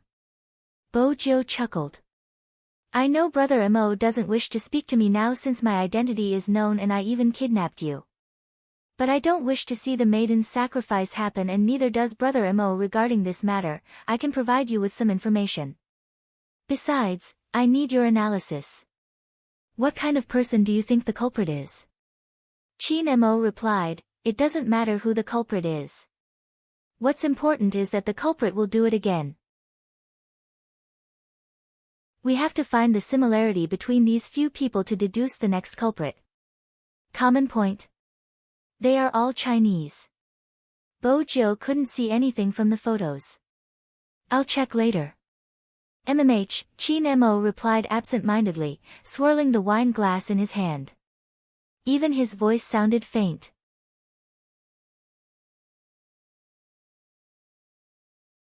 Chapter 1107. Bojio couldn't change this. That was her way of doing things.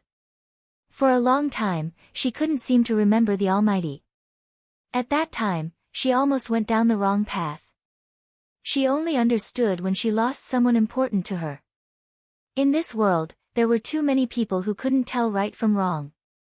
They couldn't stand the fact that a person was serious and allowed the criminal to commit the crime again. They didn't care who was hurt because they weren't the one being hurt. They didn't understand the torment of saying it but not saying it out loud. They didn't understand what it felt like to be trampled on after being hurt. When a person did something wrong, no matter how big the matter was, as long as they showed weakness, they would be comforted. That shouldn't be the case. Who was the real weak one? They were the ones who were persecuted and couldn't explain themselves. Many people couldn't afford to be tormented but they did it regardless of the cost. They wanted fairness. Many accomplices trampled on this fairness, making it impossible for it to raise its head. Even though there was the law, it wasn't the strongest weapon. Hence, she chose to use this method to expose some things. At the very least, when a girl was bullied, she would have the courage to say no. That way, the person who liked to lie on her back wouldn't leave just like that. At the very least, after a mother defended her daughter's rights, she would receive the compensation she deserved. She wouldn't have to go through so many trials and only receive malice. The real culprit had gotten away scot-free, and nothing had happened to him. In the past, Bojio had the thought of changing. But now, she wouldn't give up this method for anyone, even if it was that person she really, really wanted, both of them didn't speak. The atmosphere at the dining table wasn't good either. No matter how beautiful the roses were, it didn't ease the tension between them. Even in the castle, there was silence. The old butler stood at the side, wearing white gloves. He wiped the transparent wine glass, his eyes half-lidded. Then he walked over with a bottle of red wine, his voice old but natural. Young Master Qin is very interested in your childhood. Young lord, maybe you can have a chat. Qin Mo frowned, not saying a word. Bo Jiu glanced up. Childhood? Yes. The old butler said in English. Young Master Qin looked at the photo on the bookshelf for a long time. You can tell young Master Qin about you and Louis. Bo Jiu coughed lightly before replying, nothing much. Young master, are you shy? The old steward pushed up his glasses and observed the expressionless young master of the Qin family, whose hand paused in picking up the wine glass. He continued, then I'll go get the diary you wrote back then. It'll be more convenient than what you're saying now. Bo Jiu, what happened to Grandpa Butler? He seemed to always mention her childhood. However, if the Almighty really saw the diary, would he remember something? The old butler was a man of action. After a short while, he brought over an aged book and passed it to Qin Mo. Young Master Qin, you must be curious about our young lord. Her personality and childhood experiences are all in this book. You can take a look.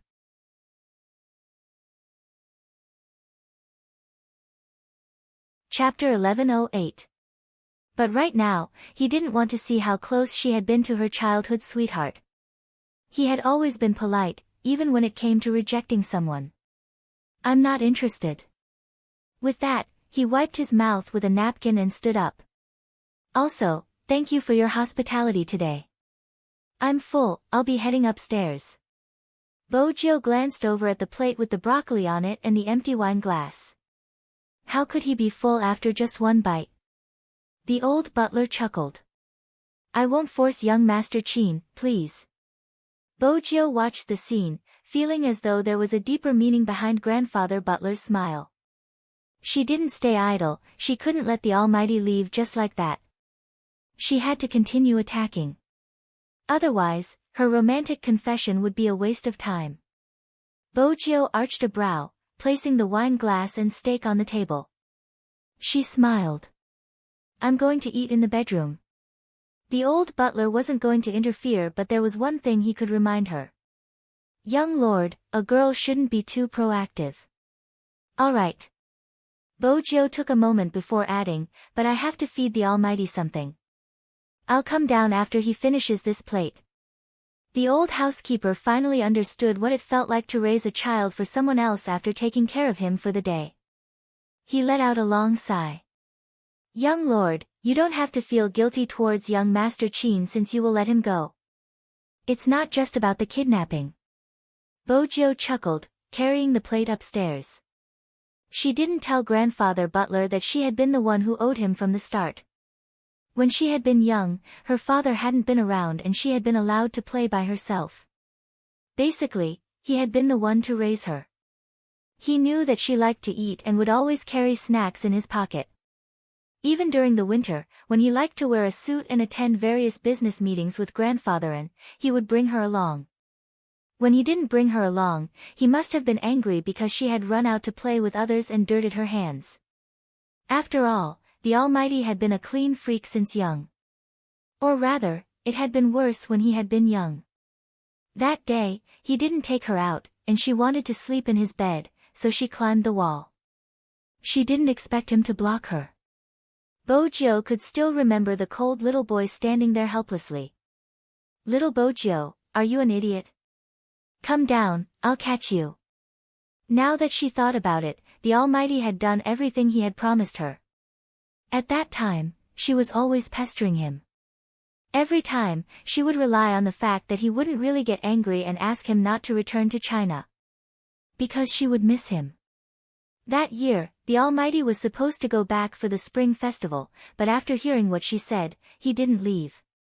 Instead, he hugged her and asked her to stick the Spring Festival couplets on the door frame. He told her that this was a Chinese custom and even picked up dumplings for her to eat. At that time, she was really happy, thinking that the two of them would always be like this. Unexpectedly, she was the first to leave after that. Even if her imagination wasn't very rich, she could roughly understand the feeling of being left behind. She was the one who owed him. She didn't even keep her promise, yet she kept asking him to stay. Bojiu caressed the photo. There was a sweetness in the depths of her heart, but it was also a little bitter.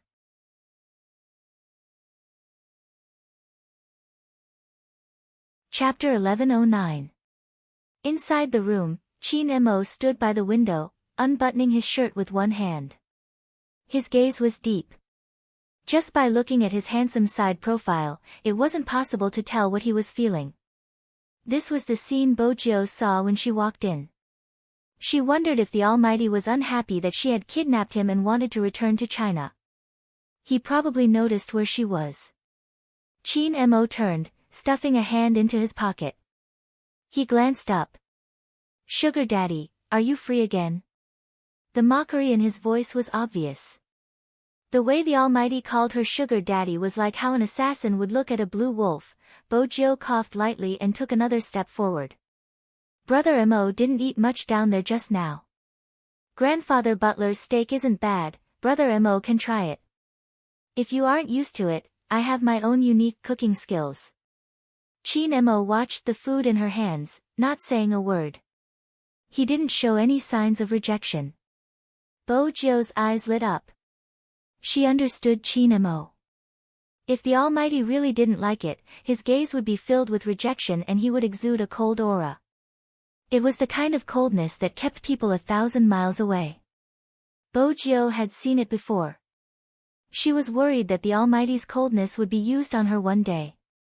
From the looks of it, there was still hope. Bojiu lifted the corners of her lips. She picked up a piece of steak with her fork and fed it to him. Qin Mo glanced at her before opening his mouth. After swallowing the steak, he felt the weight on his chest lighten. Bojiu watched Qin Mo. She didn't know how wonderful it felt to feed the person she liked. She had to hurry and feed him more. Bojiu smiled. She picked up another piece of steak and passed it over. He lowered his lids to eat. He was so handsome that he looked like he was reading a comic. Bojiu was in the midst of her happiness. Unexpectedly, the thin lips that were about to touch the piece of meat suddenly changed direction and touched hers. From this angle, it was Bojiu. She could only see Bojiu holding the tray. But Qin Mo was different. He held the back of her head with one hand and bent down. He didn't intend to end the kiss hastily. Her mind went blank. After it ended, Bojiu's figure didn't change. Qin Mo pressed his forehead against hers, his voice hoarse. "Forget the person you knew when you were young." "MMH?" Bojiu snapped out of her daze. "What?" "Forget about him," Qin Mo repeated. Bojiu wanted to say that it was a little difficult but she didn't know how to say it. In the end, she reached out and hugged him. Instead of answering, she asked with a smile in her voice, "Brother Mo, are you jealous?" "Huh, why would I be jealous?" Almighty Qin didn't even mean what he said. "I'm reminding you not to be so stupid. You've been tricked since you were young." Bojiu wanted to laugh, but she tilted her head and held it in. After all, it was a joy to hear the Almighty criticize himself. "Little Bojiu, be serious." Qin Mo reached out and pinched the back of the youngster's neck. He seemed to be very unhappy that she was still playing along when he was so serious. Bojiu glanced up sharply. "What did you just call me?" "Little Bojiu." Qin Mo's voice was calm. "Isn't your surname Bo?" "Yes, my surname is Bo," Bojiu repeated. In that instant, she seemed to have returned to the past. Every time the prince in the suit saw her, his handsome and aloof face would look as though he wanted to educate her. He would call her by her full name. Little Bojio. The name made Bojio break into a sudden smile. She looked at Chin Mo with a hint of playfulness. Brother Mo, call me that again. Chin Mo looked at her. After a long time, he stretched out his hand and flicked her forehead. Little gangster Bo, when you say this, shouldn't you let go of my waist first? Are you having fun taking advantage of me? It's all right. Bojio didn't let go. You kissed me just now. What's wrong with me hugging you? Honestly, Brother Mo, you can't have such double standards. Chin Mo arched a brow. Do you think you can do whatever you want because you kidnapped me? Sugar daddy. Bojio let go. She thought that he was right. She couldn't go overboard. Even if she wanted to go overboard, she would have to wait until she got the medicine. Chin Mo walked to the study table. Let's talk about the case first. Sure. Bojio placed the tray down. She turned on the computer and pulled up the information. Chin Mo looked at the pictures. Every picture was like an information network. It seeped into his mind and formed a blurry picture. The Chinese stationed overseas are mostly international students. They live alone and don't have boyfriends. Their looks aren't outstanding and their family conditions are average. Check the online preview records before they died. Chin Mo's voice was calm, but he went straight to the point. Since they don't have a wide circle of friends, the way to target them should be on the internet.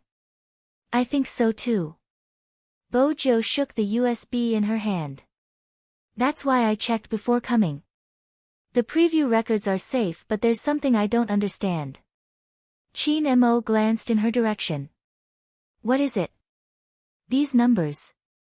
Bojio opened the chat tool of one of the victims. A string of Arabic numbers appeared on the chat box. The victim's reply was also numbers. There were only 1 or 2 sentences and that was it. But the whole thing was written in such a way. Bojio instinctively felt that it was strange. Moreover, all the victims' chat records contain this content. Bojio tapped the spacebar and switched to another page. It's the same for this. For example, this string of numbers, 8464, 7486, 64, 54, 94, 2264, 96. What does it mean? Sherlock Holmes code? No. Chin Mo's gaze deepened. It doesn't seem like it. This is indeed a communication method they got from somewhere. If they use this method to communicate, the other party will respond. But this isn't Sherlock Holmes code. Bojio arched a brow. Are you so sure? Chin Mo spoke slowly. Do you think everyone knows how to read Sherlock Holmes code? Even if they want to kill someone, they have to make it easy for them to enter. That's what the murderer is thinking. Bojio supported the side of her face with her left hand. She looked lazy, like the young master of a wealthy family, deep in thought. If it wasn't Sherlock Holmes code, what could it be? Simple. Like 1314 or something. This came to mind. Bojio was suddenly reminded of the Almighty's passwords. She glanced over at Chin Mo, who was still staring at the numbers on the screen. She didn't think that the Almighty would still sit beside her after knowing her identity. This was probably thanks to her cleverness in kidnapping the Almighty. Cool.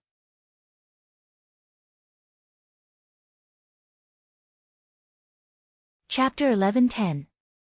Bojio was good at self-affirmation. She glanced at the handsome face in front of her, thinking about when to drug him. When Chin Mo glanced over, he saw a certain someone with a mischievous look in her eyes. He didn't know what she was planning. He reached out and lifted her chin. Even if you want to tie me up, you have to retract your claws and behave yourself. Do you understand? Oh. There wasn't much sincerity in her reply. Chin Mo's eyes dimmed. He reached out and caressed her lips with his thumb. Are you brushing me off? Not yet. Bojio sat up straight and smiled at him. That pair of eyes seemed to be rippling with water, clear and limpid. Chin Mo's gaze deepened. There were only a few centimeters between them. If he lowered his head, he would be able to kiss her. Now, Chin Mo knew that she was doing it on purpose. He released her chin with his right hand and pressed down on her restless hand. Are you crazy for lust? Bo Jio smiled brightly. I'm checking on Brother Mo's injury. I remember that my wound is on my hand. Where are you going to touch it? Chin Mo's voice was calm and cold. There was an inviolable sense of abstinence. Bo Jio retracted her hand regretfully. It was so hard to be a gangster nowadays. Just as she stood up, her wrist was grabbed again. Chin Mo arched a brow. You want to leave after taking advantage of me? Otherwise.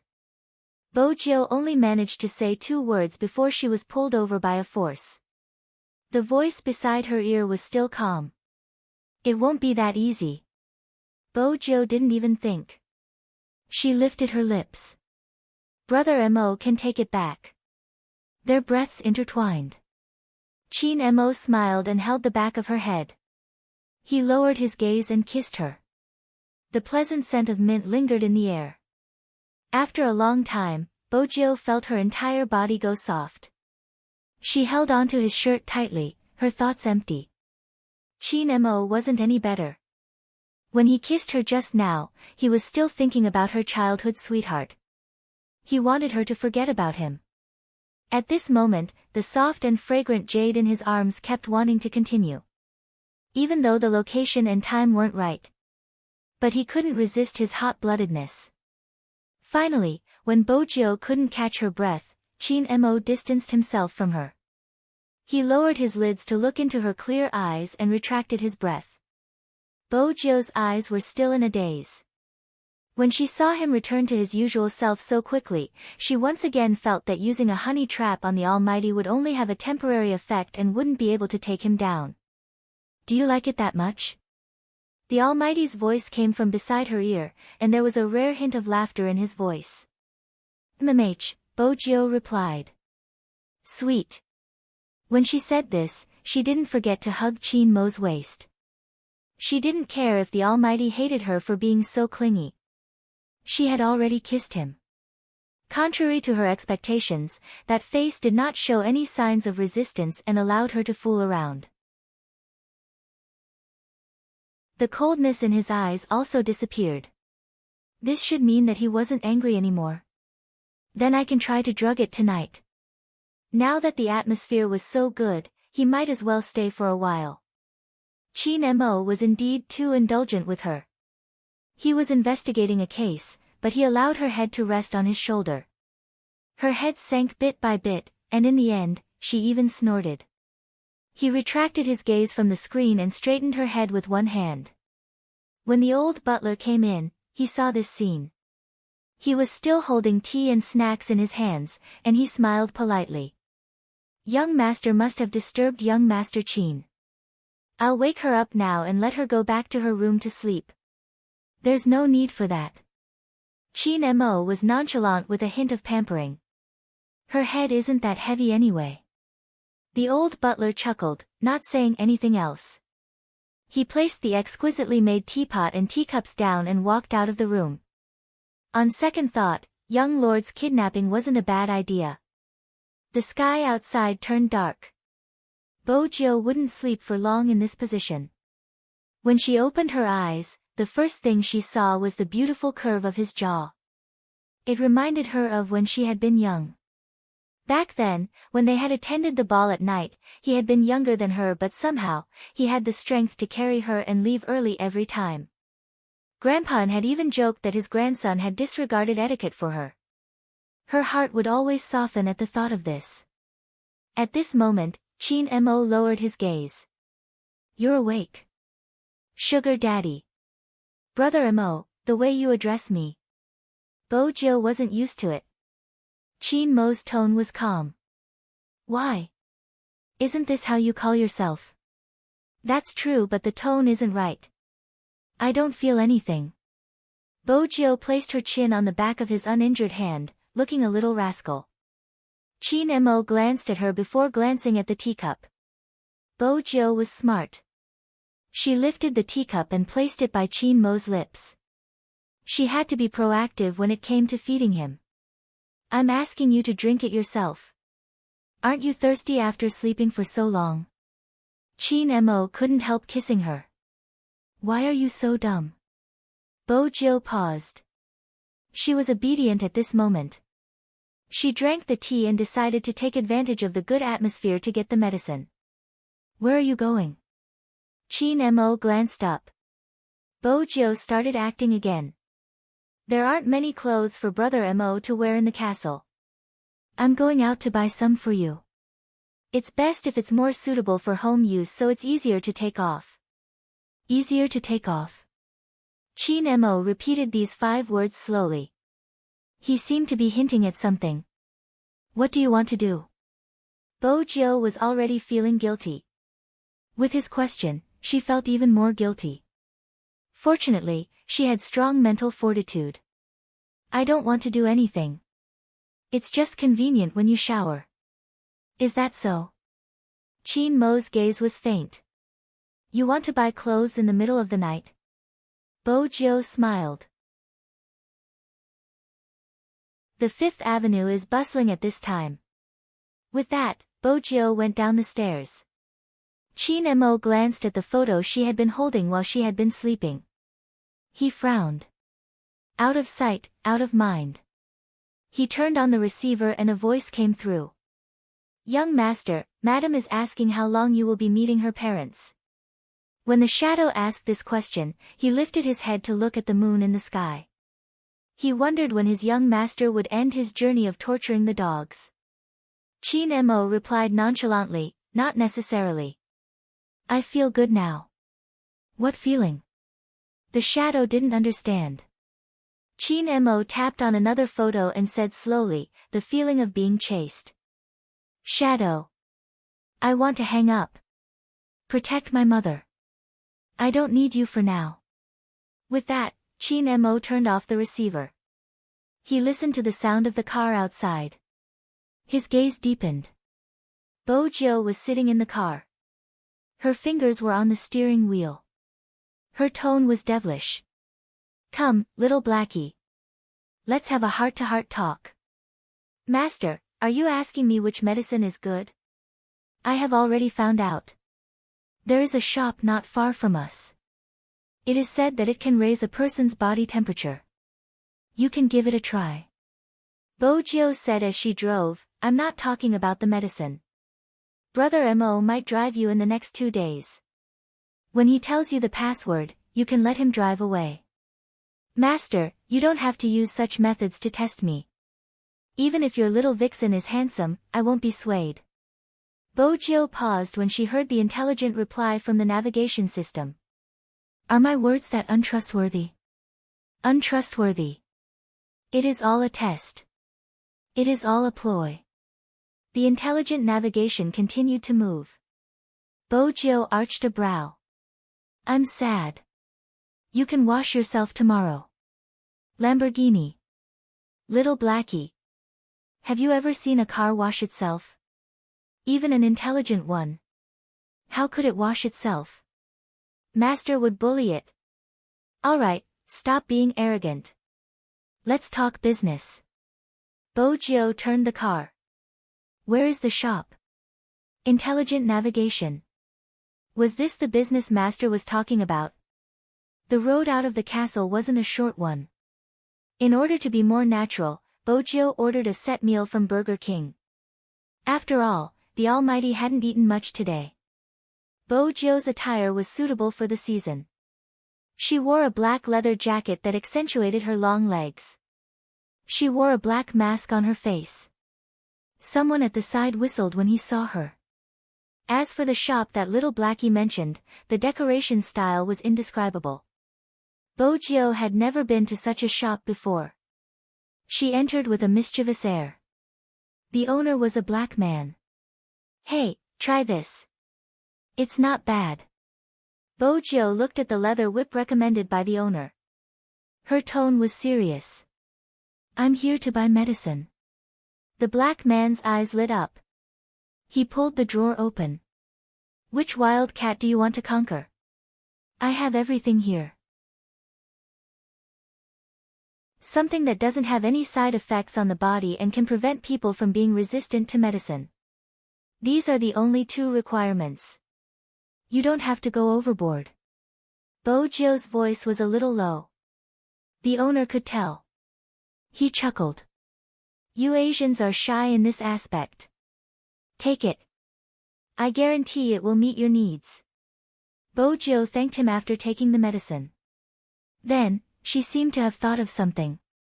She lowered her body. I heard that the area isn't peaceful recently. I'm staying next door. I just moved in. I heard someone died recently. Will there be any problems? Officer, it's boring if you do that. The manager shook his finger, his expression a little bored. Bojio arched a brow. Officer? Brother, you seem to have misunderstood. What am I misunderstanding? Do you see the police car parked outside? Aren't you guys here every day because someone died here? The owner packed his things. He looked as though he was trying to say, don't treat me like a fool. Bojio chose this shop because of these reasons. Even though she was exposed, she didn't panic. Brother, I'm here to buy medicine. I'm also worried about my safety. After all, I'm Chinese. The shopkeeper believed him. He turned around and asked, You're really not a police officer? How do I look like one? Bojio sighed. She looked like a youngster who had her first awakening of love. I like someone very much. I feel like there's something missing between the 2 of us. That's why I'm here to buy some medicine. It'll add some atmosphere. The shopkeeper was good at such things. He chatted with Bojio for a long time. For example, what kind of girls in America liked. He scanned Bojio from head to toe. Orientals like you are quite popular now. They like to call you little cuties. But it depends on the girl you like. What type is she?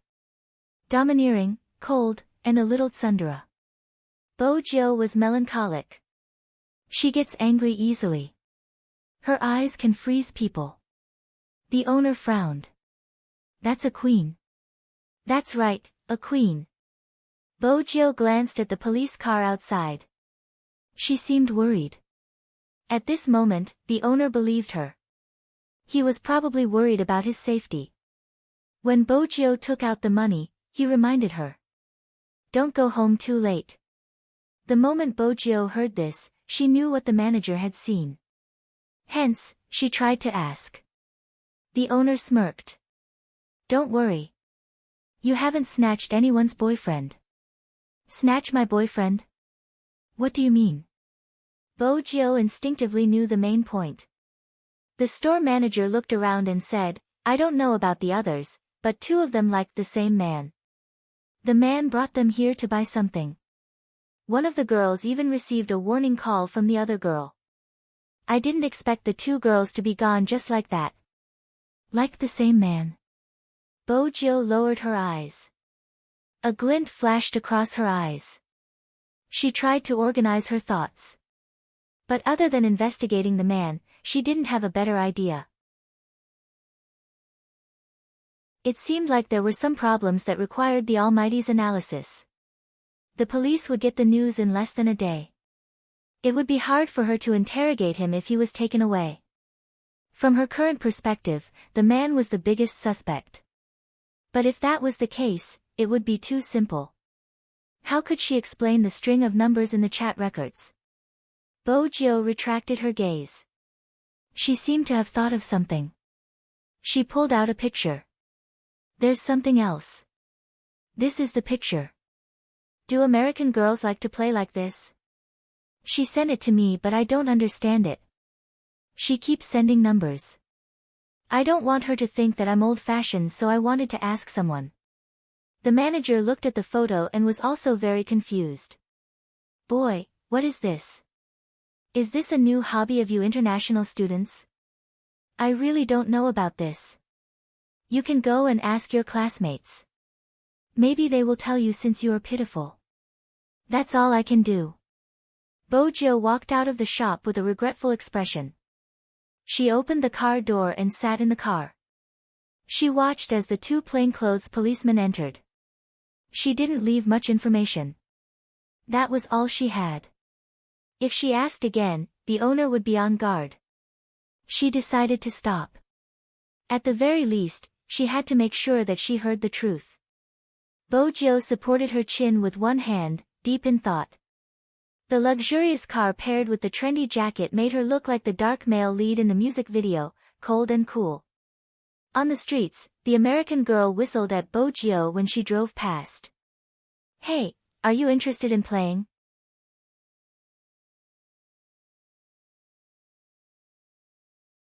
Chapter 11:11. Bojo was used to their open-mindedness. A glint flashed across her eyes and she smiled. "Sure. Lamborghini." That wasn't right. Why was this happening? Master was supposed to go home to sleep after buying the medicine. Why was she fooling around outside? Master wasn't usually so easy to meet up with. Bojo reversed the car, her arms hanging out the window as she watched the girls. "Where are we going?" "We have a party." One of the girls with a good figure winked. "You will definitely like it." Bojo held her forehead with one hand. "It's a pity my English isn't good." "Oh. You've already spoken well. There are Chinese people in the party." The girl smiled. "You won't be lonely." Bojo smiled. "Lead the way." The American girls became even more rowdy. They looked at Bojo with interest. Lamborghini reminded her, "Master, they are looking at you as though you are looking at your little vixen. TSK, they are always thinking about how to get their hands on you. Little Blackie, do you have eyes?" Bojo followed behind the group of girls. The navigation system continued to fluctuate. "Through the tones of you humans, my powerful system is able to distinguish the emotions within. Fine, even though you're more reserved than these people, you're all the same. You always want to sleep with someone. Little Blackie, you didn't follow me to China. Do you know the popular saying in the esports circle?" Bojo memorized the route as she drove. The navigation system asked, "What is it?" "Chin Mo is the only beauty in the world. It's a pity he can't sleep." Bojo replied lazily. "You wouldn't understand even if I told you." The navigation system vibrated. "I never expected Master's little vixen to have such a strong background." "Of course," Bojo replied. She stopped the car and glanced over. It was indeed a party. The reason she had agreed to attend was because it was nearby. After all, there was a Chinese girl in the car. The parties in America were basically nightclub style, and some people could even be seen swaying their bodies inside. The music was great too. It was a heavy metal series with a DJ leading the beat. Bojo found a chance to chat with the girls. The Chinese girl was the one she talked the most. At the same time, he asked them about the popular way of chatting over here. "I'm talking about the internet. I just came here and I'm not used to it," she explained. One of the American girls said, "Speaking of this, I saw my friend typing a string of numbers when she was chatting with someone. Do you Chinese like to chat in such a mysterious way? Is that why you came to ask us?" "Chinese?" Bojo arched a brow. He was Chinese again, which meant that the locals didn't have this habit. "Let's not talk about this. Do you want to go home with me today?" The girl sat down next to him and smiled charmingly. "My family's wine is very good." Bojo smiled devilishly and stood up. "It's not convenient." "What's inconvenient about it?" The girl's expression of pity was somewhat seductive. Bojo laughed lightly. "I'm afraid that if I leave with you, that person at home will be jealous. I can't deal with that person's jealousy." The American girl hooked her fingers around the black leather jacket. "Just one night, he wouldn't be able to find out. It's up to you whether you are loyal or not." Bojo blocked her hand and smiled. "I'm going, bye." The American girls watched the youngsters smile and followed her out, wanting to keep her. When they saw her leaving in a hurry, they grumbled, "Mei Lin, you scared him. Come on, he doesn't look like he's scared at all. Moreover, look at where he just came from. Oh, my God, I'm so envious of the girl who can spend the night with him." At this moment, Bojiu was already in the car. She held onto the steering wheel and did a beautiful drift. As an intelligent luxury car, Little Blackie's navigation system vibrated when it heard the conversation. It's a pity that they don't know that the person spending the night with Master isn't a girl but a man.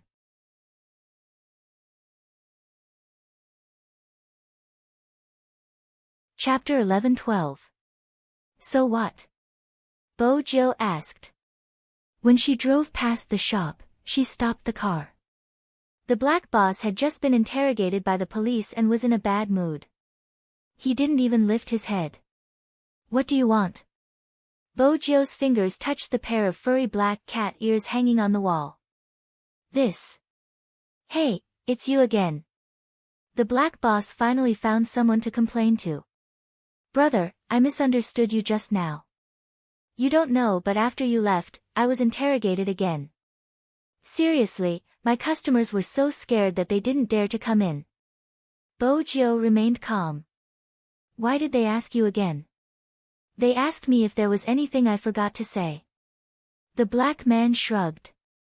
"They even asked if the man was suspicious. If you ask me, they underestimate the grudges between women.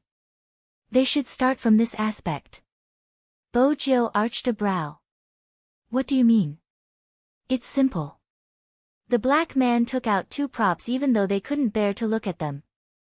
Before number 2 appeared, number 1's sales were far ahead. The moment number 2 appeared, she acted arrogantly in front of number 1 every day.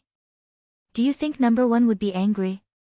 Let me tell you a secret, I saw the girl from before. After her boyfriend cheated on her, her eyes turned frighteningly dark. It's really frightening when a girl looks at someone like that. Mainly, she wasn't looking at the man but the other girl. It's not an exaggeration to say that she has a motive to kill. Bojiu frowned. But she shouldn't be the murderer. According to what you said, aren't the two victims in this case? That's why I'm curious.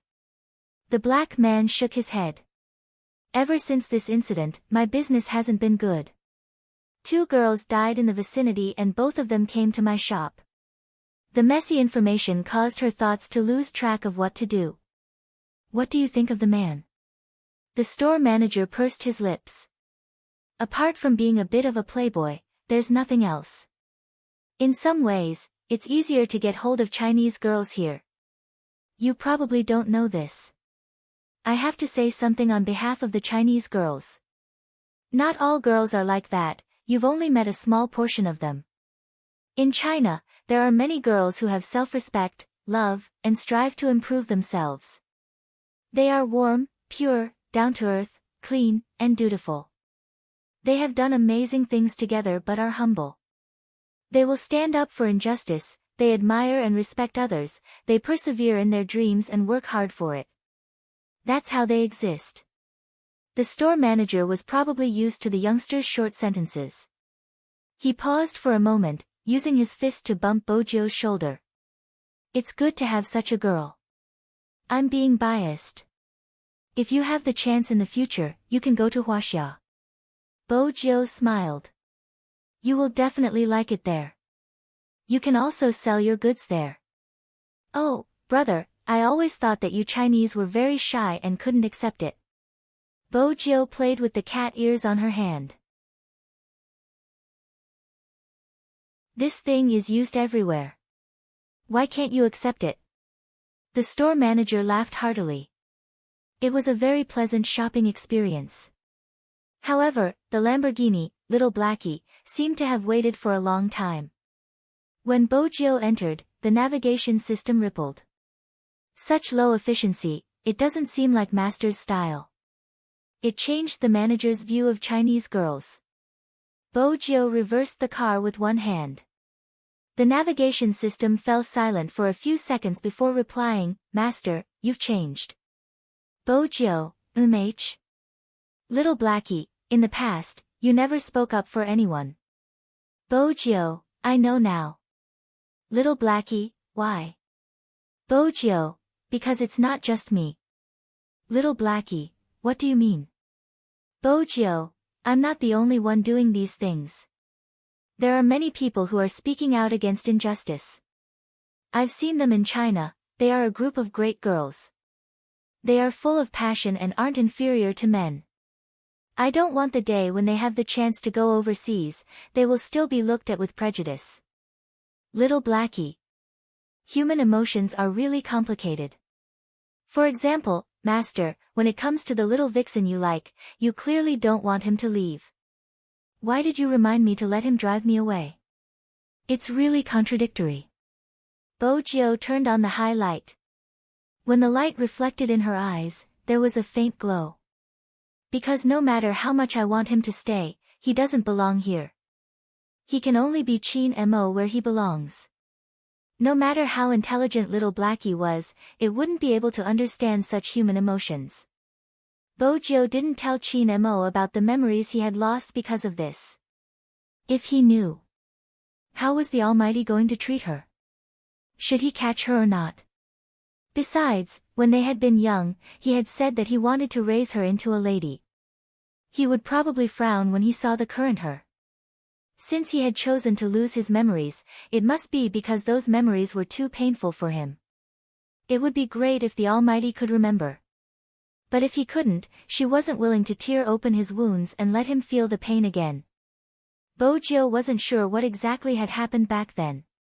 But basically, she only had one goal now. To destroy the organization that had tampered with the Almighty's body and impersonated him to plot against her. The Maiden's Sacrifice. Bojo lowered her lids and looked at the string of numbers on her phone. After she stopped the car, she didn't enter the castle. Instead, she tapped on the screen and sent a message. Hoshino, I think I still need you. The night was dark. The castle seemed extremely serene under the moonlight. On the other side of the earth, a man had just woken up. He reached out to open the fridge door and held a bag of milk in his mouth. After biting it open, he saw the cat lying in the living room. He walked over with a smile on his face, clear and smooth. He was wearing home clothes, which hung loosely on his shoulders. After he squatted down, the clothes hung loosely. The cat meowed, sticking out its tongue to lick the man's outstretched palm. I was picked up. I didn't expect to become a traitor on the first day. Yusishin's hair was tied back like silk. It was hard to imagine a man with such a hairstyle and still look sharp and handsome. You won't eat anything when I feed you. Hoshino will feed you. Who exactly picked you up? Yusishin asked as he picked up the cat. Hoshino saved the cat and replied, there's milk on the table. Go drink it. It was rare to see Yusishin pouting, but he seemed to be obedient. He held the bag of milk in his mouth and kicked something away. When is the competition? It's been boring recently. You can go for a friendly match now. You're the one who isn't participating. As Hoshino spoke, his fingers stroked the kitten's back, and he seemed to laugh. This kitten looks quite like you. Are you kidding? How can such a weak little thing look like me? Yusishin had the blood of the Black Dao. He supported his forehead with one hand and exuded a noble arrogance. Is it worthy? Hoshino was about to speak when his pocket vibrated. It was a different ringtone. Hoshino put down what he was doing and straightened his body. His side profile was handsome, like a porcelain jade plated with a layer of something else. When he saw the message, he pressed the screen. Got it, I'll head over immediately. Yusishin watched as Hoshino entered the room. When he came out, there was a black leather suitcase in his hands. Where are you going? Yusishin's brows gradually furrowed. Hoshino didn't have anything to hide from him. America. What about the competition? Yusishin's voice lowered. Hoshino didn't turn back. I can come back before the competition. As the door closed, Yusishin stood up. The more he looked at the cat, the more uncomfortable he felt. Then, he picked it up again. Hoshino has always had bad taste. Like me? Ha, what a lousy analogy. Your brother Hoshino is willing to die for little Spade. If he likes her so much, he can just marry her. Meow, meow. The only reply he got was the meow of a cat. Outside the castle. Bojio sat in the car, her head lowered as she sent messages. She didn't know that while she was doing this, Chin-mo was standing on the balcony of the second floor. He seemed to have been waiting for someone for a long time. The night dew stuck to the ends of his hair. It was a little wet. He originally thought that someone would come up immediately. From this angle, it was obvious what she was doing with her phone. Or rather, she was contacting someone. Chin-mo tightened his grip on the railing. Then, he released it. His gaze deepened. At this moment, Bojio confirmed Hoshino's schedule. Just as she was about to close the message page, her eyes lit up in the next moment. Could it be? Bojio slammed the car door with a bang. The black Lamborghini was still complaining about her violence. Bojio had already walked up the stairs and pushed the door open. She looked at Chin-mo, who was standing in front of the window. Brother M.O., I know what that string of numbers is. 9 squares. Chin-mo's voice was neither fast nor slow. The 3 words caused Bojio to pause. She asked helplessly, when did you guess it? You really couldn't guess it when you were here. Chin-mo was nonchalant. After all, Sugar Daddy is so stupid. His thoughts will affect each other. In reality, it was true that his thoughts would be affected. A certain someone was swaying in front of him and all he wanted to do was kiss her. Bojio shrugged. Alright, so what was that sentence? Sugar Daddy, you seem to have forgotten that you kidnapped me and took away my phone. Bojio swore that she could hear the mockery in the words Sugar Daddy. The Almighty's mockery was always present when it wasn't easy. Show me my phone. Bojio reached out to pass the phone to Chin-mo unexpectedly. Almighty Chin's gaze landed on the pair of fluffy ears. What is this? Bojio. Oh no, I forgot to cover it up.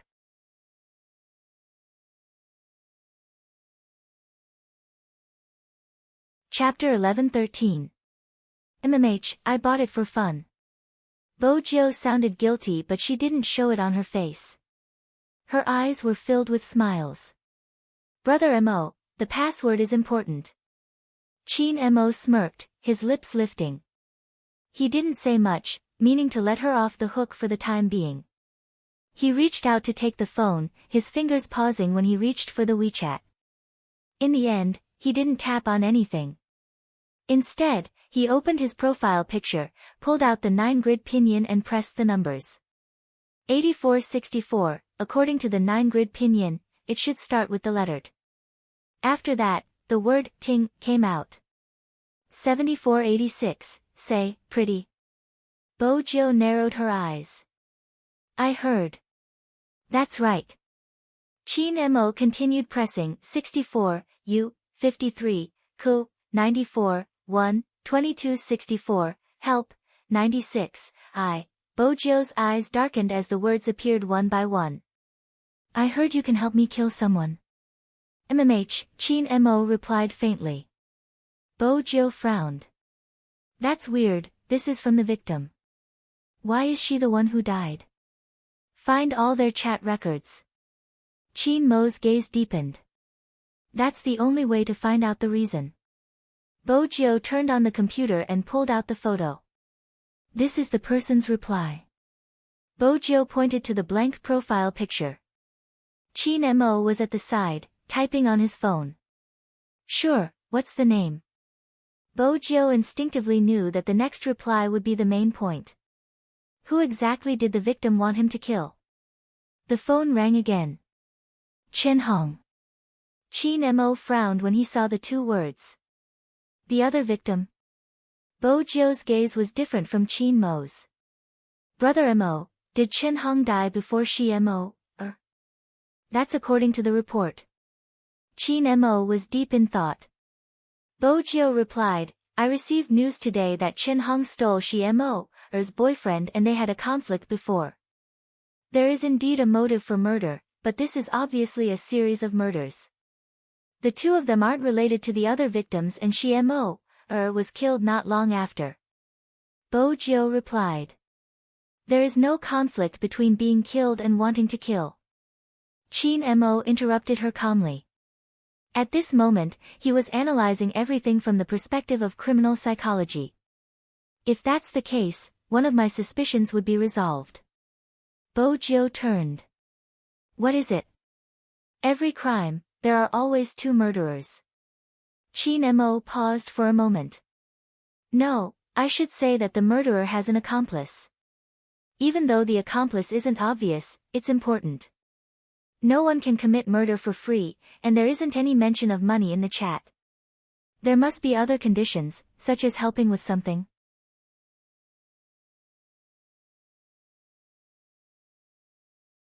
Chapter 11:14. Just because she doesn't like to talk doesn't mean she wouldn't want to kill someone. Chin Mo's voice was calm.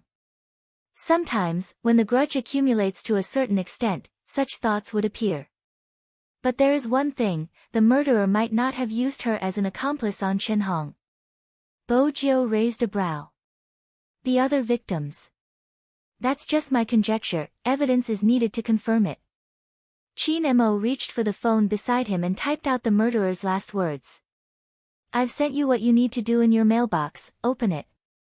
Mailbox? Bo Jiu narrowed her eyes.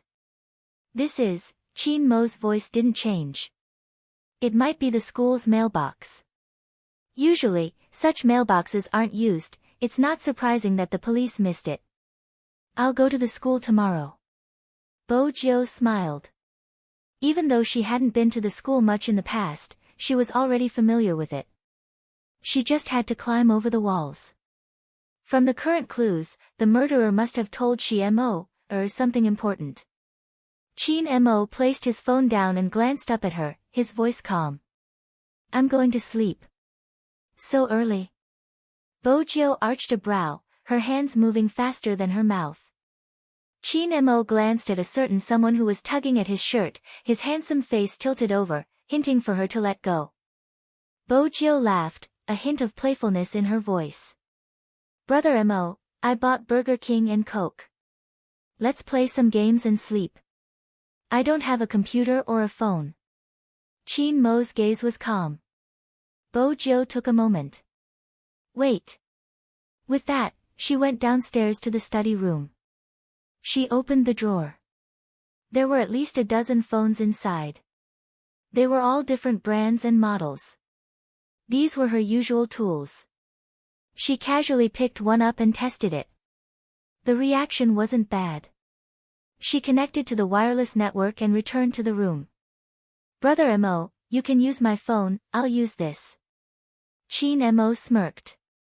Aren't you afraid I'll contact someone? That's my alternate account, there's no one on it. You won't be able to contact anyone.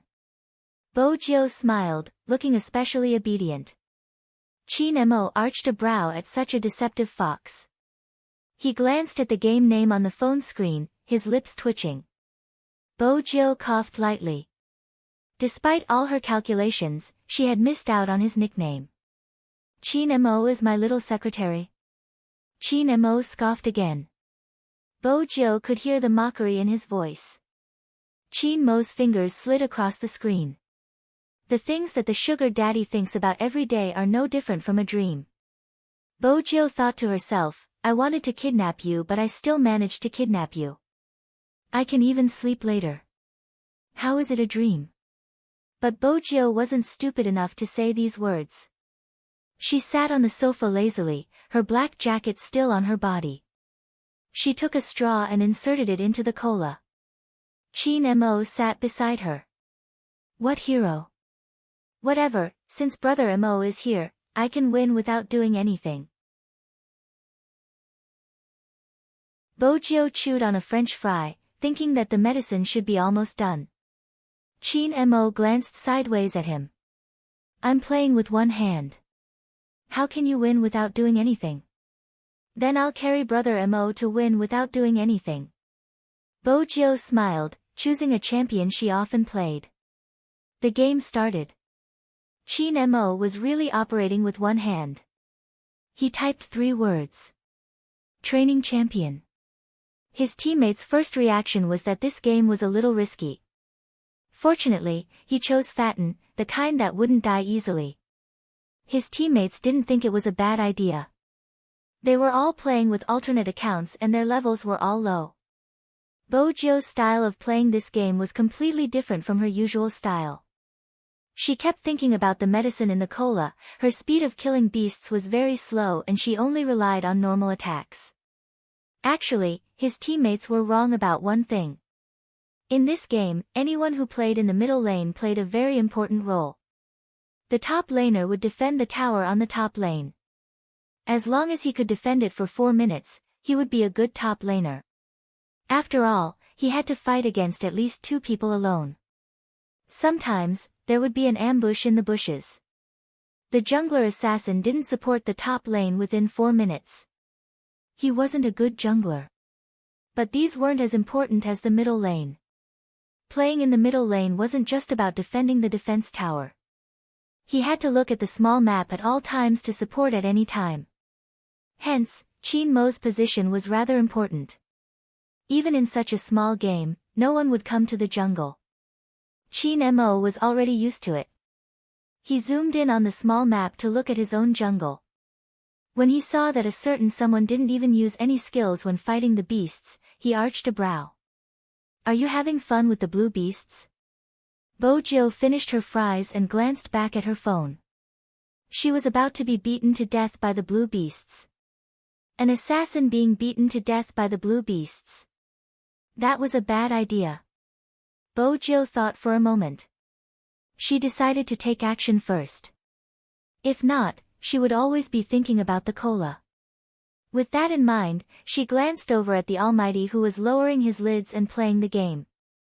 The Almighty was probably the only one who had the time to stare at her while fighting the Fatten with one hand. It was impossible for him not to lose HP. But based on the Almighty's habit of calculating his HP and skills, if he didn't leave the tower, the opponent wouldn't be able to do anything to him. Even at his level, he liked to stay in the team. 3 of them came at once. One of the assassins was still hiding in the bushes. With a swing of his rod, the Almighty's hand flashed and he released another skill. The 3 of them lost HP at the same time. Of course, the damage wasn't enough. Chin Mo was still standing at the bottom of the tower, his voice slow. Look at your phone. Bojo. He even noticed her peeping. Bojo had an ulterior motive. She fought a beast and picked up the cola. The straw touched Chin Mo's lips. Young Master Chin didn't usually drink such things, but since it was sent over by a certain someone, it wasn't the same. He took 2 sips and said, "Come over to collect the kills." All right. Bojo smiled when she saw the Almighty drinking the cola. She lifted her knife and released a skill on the beasts. She used her big move to climb over the wall and entered the crowd. She used her second skill to freeze the enemy. With Chin Mo's one-handed skill, she locked onto the enemy.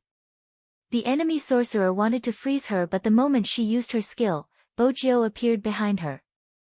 The sound of a knife rang out. KO. The first HP was in her hands. When she turned back, she met the archer with low HP. She swung her knife. Double kill. Bojo's HP dropped by half. The assassin in the bushes wanted to hit her with a stick. Right at this moment, Bojo used her big move and jumped back into the defense tower. No one could catch her. That wasn't all. Chin Mo took the chance to use his big move and attract the enemy. Bojo turned back with her knife. There were 2 swishing sounds. 3 kill. The news from the middle lane shocked the other 3 teammates. But in their eyes, Fa-Tan wasn't the strongest. After Bojo collected the kills, she turned to observe Chin Mo. She didn't forget to switch out of the game to check the time. When she entered again, she realized she was dead. Dead? Bojo arched a brow. The assassin shouldn't have revived. When did he come over to collect the kills? Chin Mo glanced at a certain someone. He turned and tapped on her screen. How does it feel to be killed by the defense tower? Bojo. It was better to be killed by the blue beasts. But she noticed something. After the Almighty finished speaking, he reached out and pulled open his shirt collar. Even his handsome face looked much better than usual. 3 minutes had passed. The drug should be starting to take effect. With that thought in mind, Bojo dashed into the crowd once more. But this time, she forgot to use her skills and position. She was instantly killed. Chin Mo tilted his head, his thin lips asking, "Are you a spy sent by the other party?" Bojo chewed on another fry, a hint of playfulness in her voice. "Brother Mo, I only died twice. Look at the bottom lane, I died 4 times. If you want to talk about who is the spy, it's me. My HP drops quickly when they attack me. Do you still want to win?" Chin Mo asked slowly. Bojo chuckled. "Yes." Chin Mo didn't reply. If he couldn't even tell her state, he couldn't be a criminal psychologist. She seemed distracted and he couldn't tell what she was thinking. The only thing Chin Mo could think of was the person she had contacted in the car before she went upstairs. This caused his fingers to pause for a moment. Just for a moment. The opponent's sorcerer had hit him with a fireball. On top of that, he used an ultimate move. The 3 of them had surrounded him. He definitely wouldn't be able to leave. He watched as the character fell on the screen. Chin Mo tugged his collar, as though that was the only way to ease his annoyance. However, his eyes were cold. Bojo was surprised that the Almighty had died. Logically speaking, even if it was done with one hand, the Almighty wouldn't be affected if he didn't leave the tower. Was it because of the drug? Bojo pondered over it. That was the only possibility. She smiled. It seemed like she was close to success. Chin Mo didn't know where his annoyance came from. But the player at the bottom lane was still shouting, "Fatten, don't send me off. Stay under the tower and don't come out when you practice your hero." A person who had died 6 times didn't have the right to say such things. But Chin Mo wasn't paying attention to it. His heart wasn't calm, which was why his lips were dry. He placed his phone down and reached for the cola beside him. After taking a few sips, he returned to the game. Bojo sat at the side, smiling brightly. It seemed like the drug had taken effect. Otherwise, according to the Almighty's habits, he wouldn't have taken the initiative to drink the cola. The game was a distraction. Moreover, Chin Mo was hiding something in his heart. When he realized that something was wrong, his side was already fighting against the Beast King and the opponent was fighting against him. He paused for a moment and furrowed his brows. He turned his gaze to the side and looked at the cola on the side.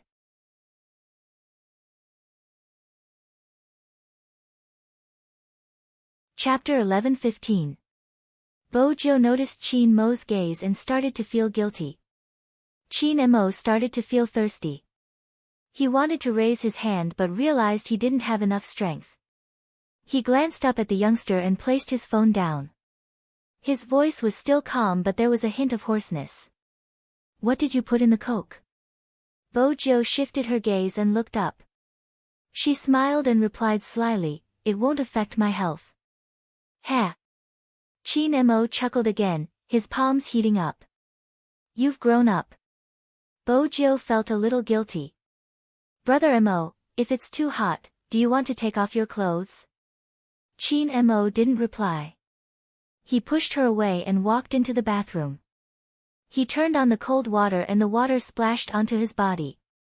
His black hair fell onto his forehead. His white shirt was half open and his collarbone could be seen clearly. What's more, the wet shirt stuck to his body, accentuating his figure even more. This was the scene Bojio saw when she walked in. Chin Mo had already turned off the shower. Through the mist, everything seemed hazy. Bojio felt a little regretful. It would have been better if she hadn't drugged him or asked for the antidote. When she saw the Almighty taking a cold shower, she felt that drugging him was a bad idea. Unexpectedly, the Almighty walked back to the bed, his voice coming over. Is this how Sugar Daddy does things? He only cares about drugging him and doesn't care about the consequences. I'll make you comfortable. Bojio thought for a moment before reaching out to push him onto the floor. The room was made of wood and covered with a soft black carpet. Hence, Chin Mo didn't feel any pain when he laid on the bed. But the words he was supposed to say were uttered by a certain someone. It made him want to rub his forehead. Bojio watched the Almighty's cold expression and didn't know where to start. Chin Mo continued to let her press on him. He arched a brow but didn't say anything. The receiver was still by his ear. The shadow guards were about to speak. Chin Mo lifted his hand and turned off the receiver's signal. The shadow guards were still listening. What's going on with young master? The black-bellied Chin Mo's thoughts were simple. He didn't want these people to disturb his sleep. As for Bojio, she laid down obediently under him.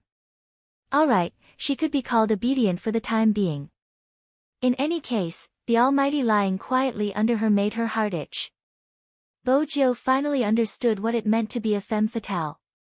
He was indeed a demon. Especially at this time. What's the first step? Bojio muttered to herself. I should check the strategy first. Chin Mo's body was burning. He knew the effects of the medicine. If he was really unhappy, he could take a shower. He wanted to see how far someone could go. Who knew that he didn't even know what to do first? To think that he had taught her so much.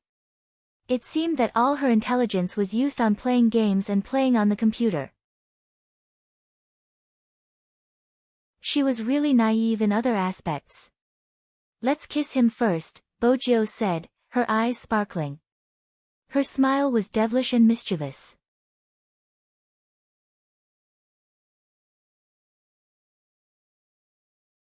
Chapter 11:16. Chin Mo's entire body was burning. He knew the effects of the drug. If he really wasn't happy, a shower would solve it. He wanted to see how far she could go. Who knew, she didn't even know what to do. He had taught her so much. It seemed like all her intelligence was used on gaming and the computer. She was really naive in other aspects. Let's kiss him first, Bojio said, her eyes sparkling. Her smile was devilish and mischievous, but Bojio hesitated when the Almighty looked at her. Chin Mo's expression looked a little indifferent. His peach blossom eyes were very distinct, and there was a hint of coldness in them. He had a noble air that couldn't be offended. In order to make things seem more natural, Chin Mo tilted his head to the side when Bojio was about to kiss him. The kiss that should have landed on his lips ended up landing on the Almighty's chin. Bojio was slightly depressed at the unfavorable start. But it wasn't a huge blow to her sugar daddy. Who wasn't a proud little fairy? With the Almighty's looks, he had the right to be reserved. The second time. Bojio leaned forward again. Her thin lips finally landed on the right place.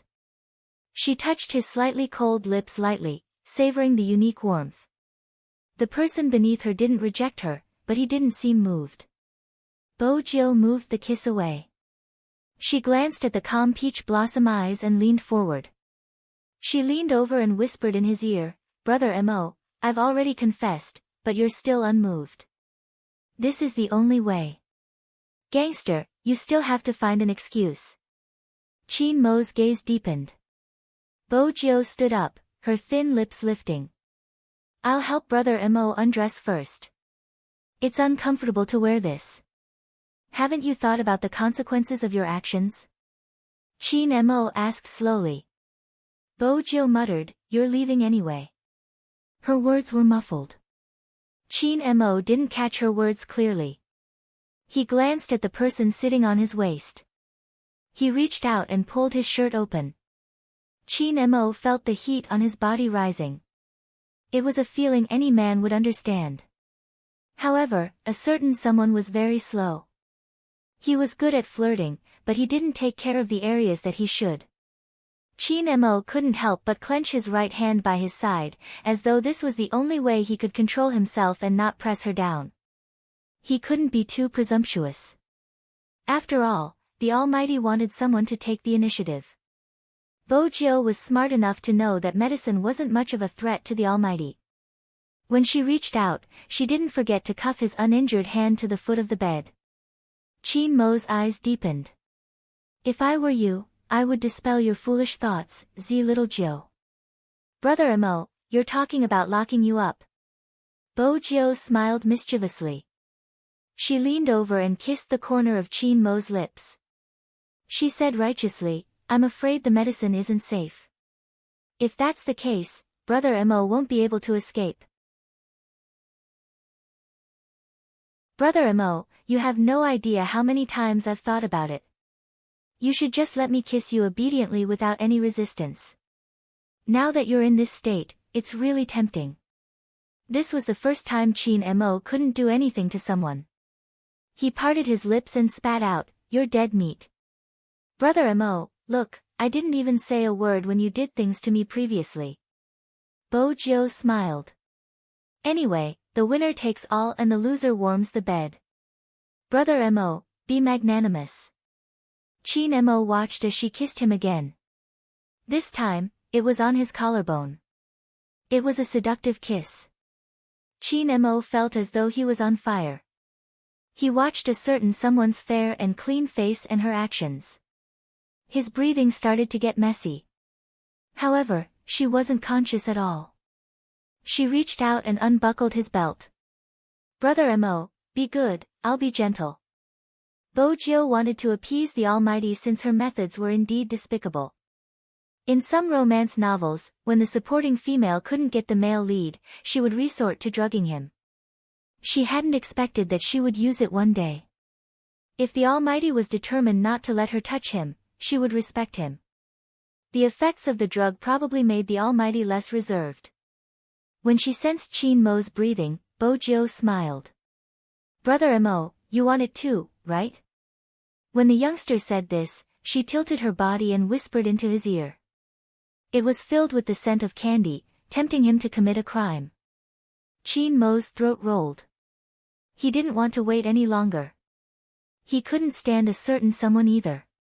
With a single hand, he turned around and pulled her into his embrace. Bojiu stilled, a trace of surprise flashing across her large, dark eyes. His next train of thought was interrupted by the kiss that landed on his face. It was a kiss that could suck all the air out of her and make her mind go blank. It was truly irresistible. Even her breathing was filled with his scent. It smelled so good that Bojiu's hands softened. When he felt that it was about time, he left her lips, his voice unique. You drugged me for this, right? This is the real kiss. What was that just now? Just a touch. Bojiu could faintly hear his hot breath landing beside her ears. His deep voice carried a hint of mockery. I've never seen someone as stupid as you. Bojiu wanted to retort, but it was obvious that the Almighty wasn't going to give her the chance. The heat seemed to be contagious. Even through their clothes, the Almighty had the ability to captivate her soul. The numbness continued to spread.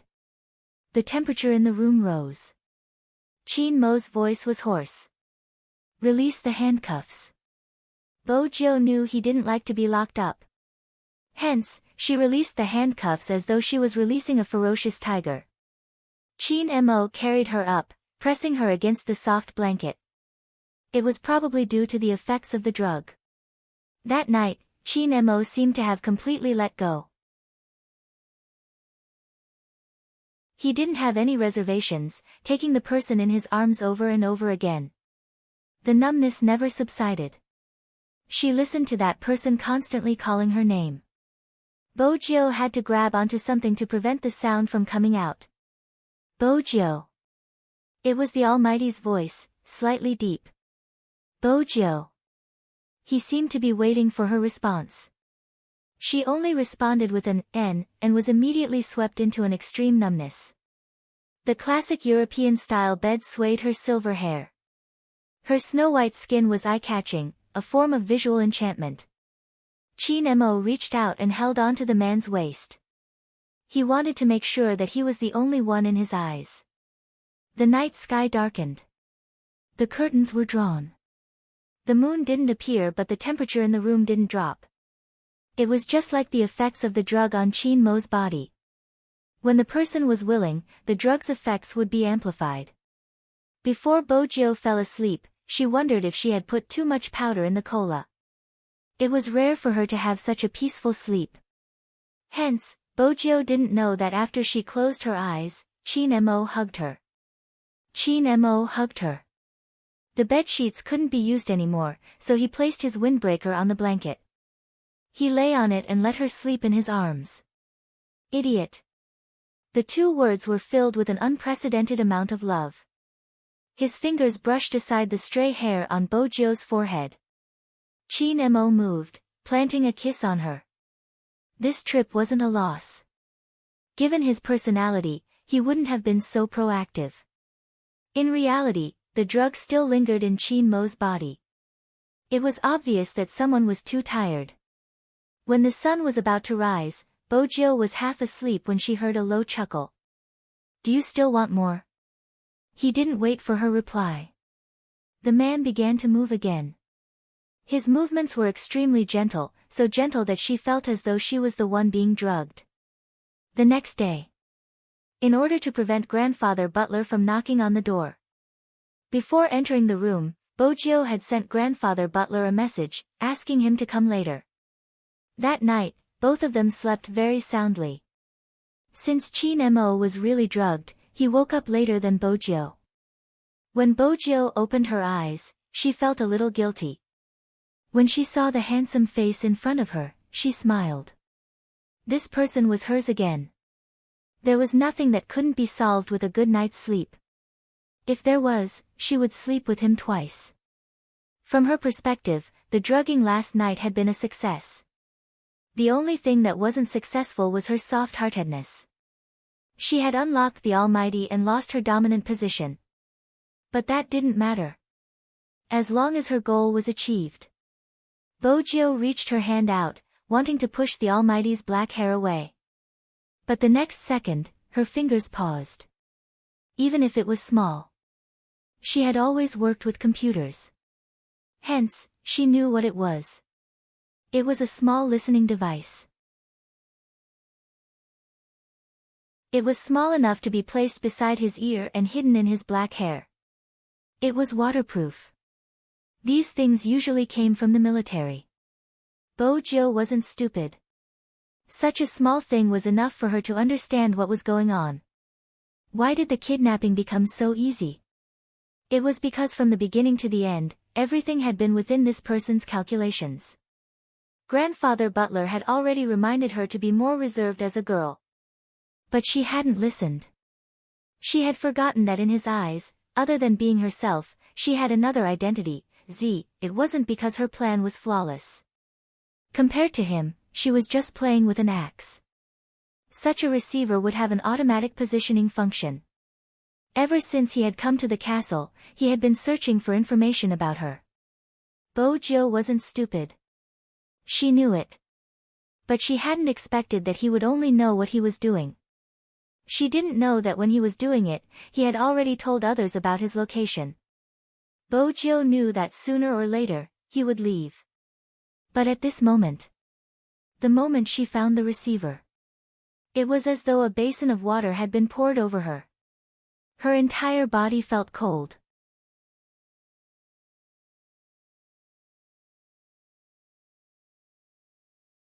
Chapter 11:17. She couldn't stay here anymore.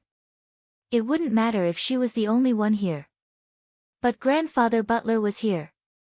For a family of hackers, it was basic to never expose themselves in front of others. Moreover, it was the Bo family.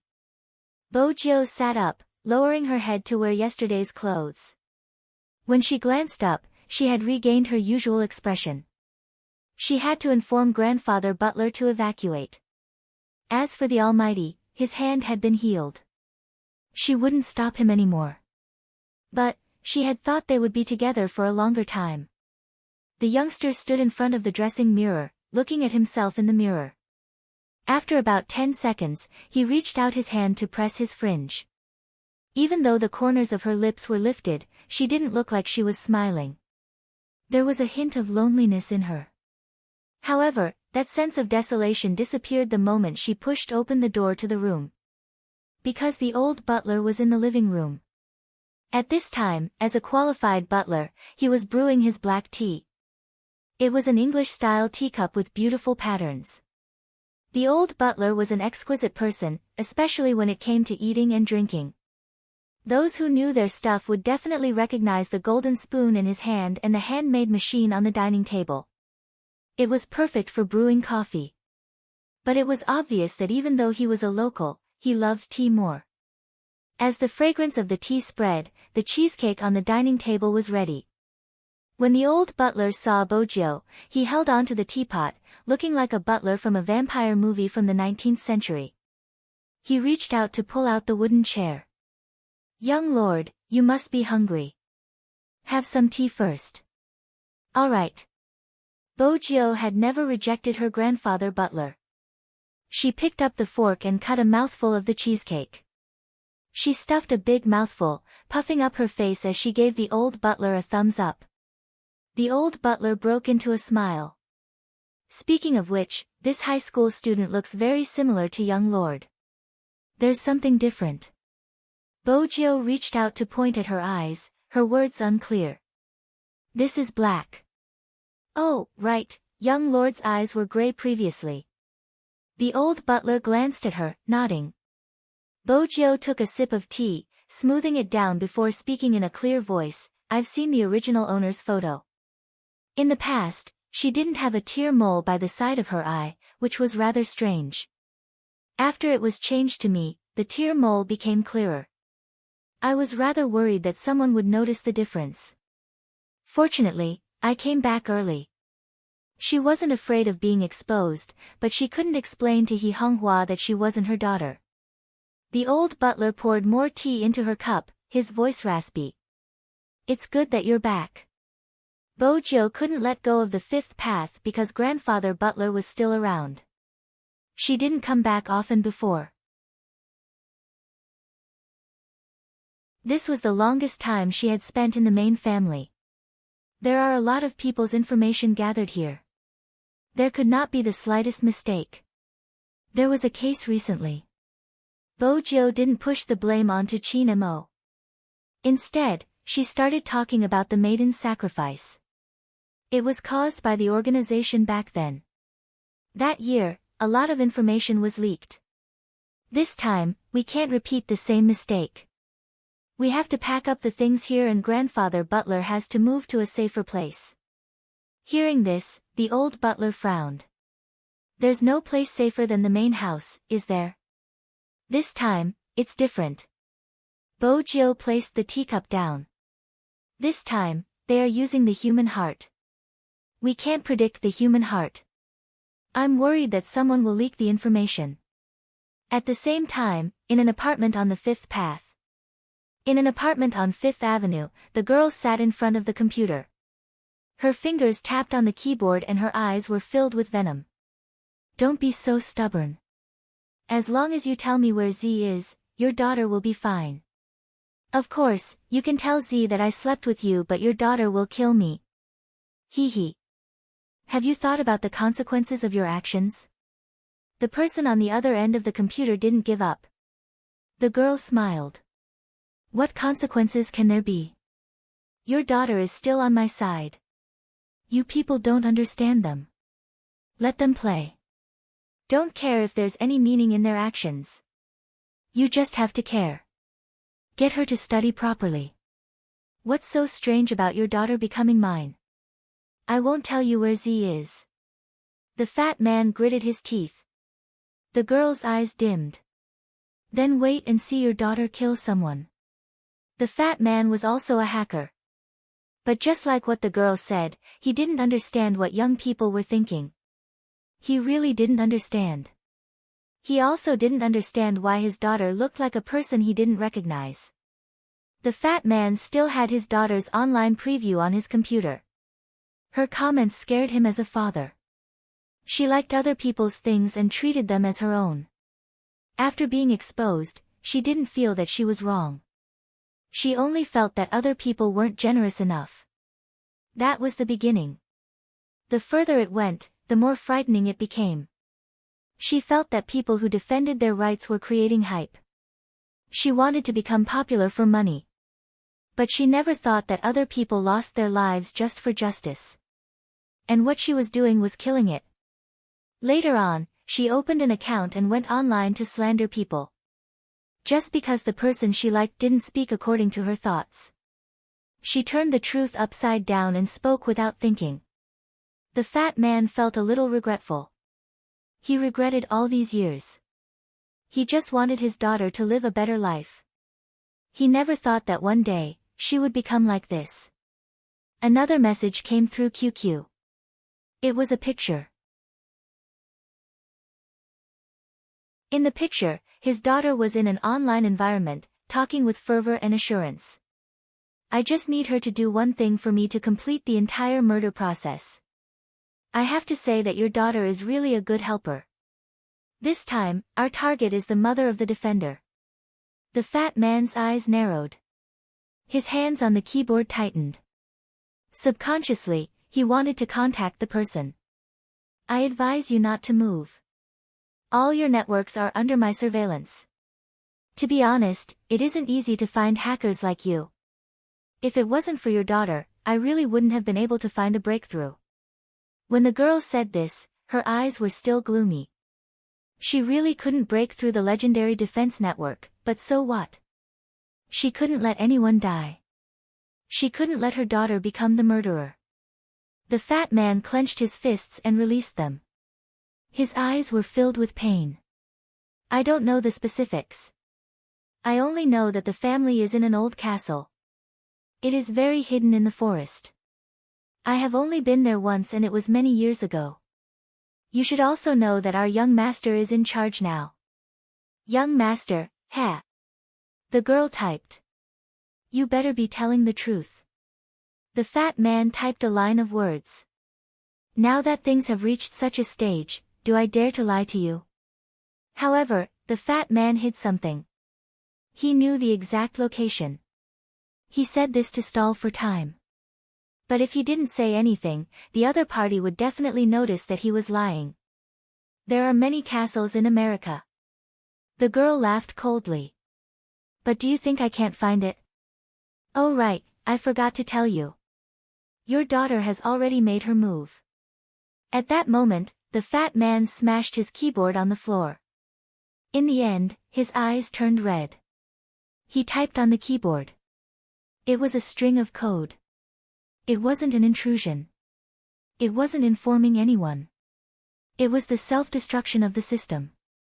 Once the system self-destructed, it meant that his identity would be removed. In other words, he was using the method of self-destruction to convey information. The girl didn't expect this. She took the information she received and informed her subordinates. Search all the castles around here. Filter out the people who might be Z within 2 days. Yes. A group of mercenaries replied to her. These people were all fugitives. They would do anything as long as they were paid. They were often active outside the borders. The girl wasn't just anyone. She was Fan Jia, who had successfully escaped previously. She had said that she would be back. But this time, she chose to take action here because the environment was more convenient for her. Z had ruined her plans time and time again. She had almost died because of it. If it hadn't been for Z, the maiden's sacrifice would have been completed. In the past, she had thought that according to her brother's plan, Z would have been eliminated. She hadn't expected her to still be alive. Other than her brother, no one else had seen Z before. She wasn't an exception. This time, she was going to witness Zi's death with her own eyes. Also, that ungrateful young man who stole her man from Huaxia, she would let him know how powerful she was. She had thought that she would receive news from the Fu father and son soon. She hadn't expected them to be so slow. But she wasn't in a hurry. Once she found Zi, she would deal with her private matters. Time trickled by slowly. In the castle. Just as Bojiu was about to step out, an app on her phone rang. That noise instantly made her and the old steward stop what they were doing. It was too unusual. The last time she had heard such a sound was when the hacker world was in danger. But this time, Bojiu looked at the flickering red dot. Her first reaction was to open her laptop. Her fingers flew across the keyboard. She entered the system she had set up and locked onto the red dot that had self-destructed. The red dot would disappear after a minute. Hence, within this minute, Bojiu had to find out what had happened before the self-destruction. When she tried to retrieve the information, her fingers paused. She narrowed her eyes. There was a firewall in the intrusion records. Bojiu moved her left hand, avoiding the path. She typed in the code and started to search for the loophole. Found it. QQ. This was a dangerous infiltration method. If she wasn't fast enough, she would be detected. But it was still the same sentence. Speed was the only thing that couldn't be defeated. It was the same for a hacker's intrusion. Her fingers were so fast that only the crackling sounds could be heard in the room. She transformed into a bat on the internet and avoided all the dangers. Then, she found the loophole and copied the data. That wasn't the main point. She had to come out before the loophole was fixed. If not, her position would be completely exposed. 6 seconds. There were 6 seconds left. Bojiu's fingers moved faster. Her silver hair fell down. Only her handsome and clean side profile could be seen. If Fatty was here, he would definitely clench his fists nervously. The virtual network gate was closing. Swoosh. She escaped the first gate. The third gate was about to close. Once it closed, Bojiu would be locked inside. At this moment, the virtual bat increased its speed. It lowered its body and rushed forward. All that was left were its black feathers. K.O. That's right. She didn't just steal successfully. At that moment, Bojiu left a mark at a place where the other party wouldn't be able to detect. The so-called mark was just a small code in the other party's source code. This was Zi's unique technique. Very few people knew how to use it. In other words, if the other party made another move, Bojiu would receive a response. When that happened, she would be able to lock onto the other party's position. However, this didn't make Bojiu relax. That was because as long as a hacker had a plan, they wouldn't self-destruct. Self-destruction was the worst way to transmit information. This meant that she wasn't going to receive any good news. Bojiu was most worried about the other party's safety. Young lord. The old butler walked over, his expression solemn. Bojiu didn't say anything. She opened the source code that she had stolen and started to restore it. It was a chat record. The chat record made Bojiu's eyes darken. The old butler frowned and let out a long sigh. Young master, you're right. This battle won't be easy for us. We have to protect the other party first. When Bojiu closed her eyes, she could still remember that mother. She was walking near the train station, selling cigarettes. She stood up. I'll contact Hoshino now. Upstairs, Qin Mo stood at the corner. Even he didn't expect to hear this the moment he came out. This time, he just stood there. He thought that the youngster would notice him like before. But she didn't. The youngster seemed to be focused on something else. He picked up his phone, his voice getting further and further away. There was trust in his voice that he had never heard before. Hoshino, I need you. Qin Mo tightened his grip on the escalator. It was a little painful, but compared to this feeling, it was more of a dullness. It tugged at his heart. Chin Mo's gaze deepened. The tightness in his chest made him stop. He told himself. Something must have happened. Solving the problem was the key. Chin Mo walked back to his room and stood by the window for a while. He turned on the receiver. Go and find out what happened in the hacker world recently. Yes, get Fatty to find out. I want to know the news immediately. Anne. I'll be back tonight. The shadow guards. Young Master's voice didn't sound right. Were they thinking too much? That shouldn't be the case. Wasn't young Master supposed to be happy? After all, what did young Master Joe do yesterday? Why was he so depressed?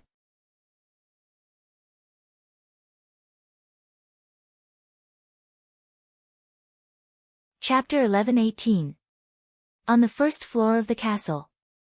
Bojo took her phone and walked to the basement.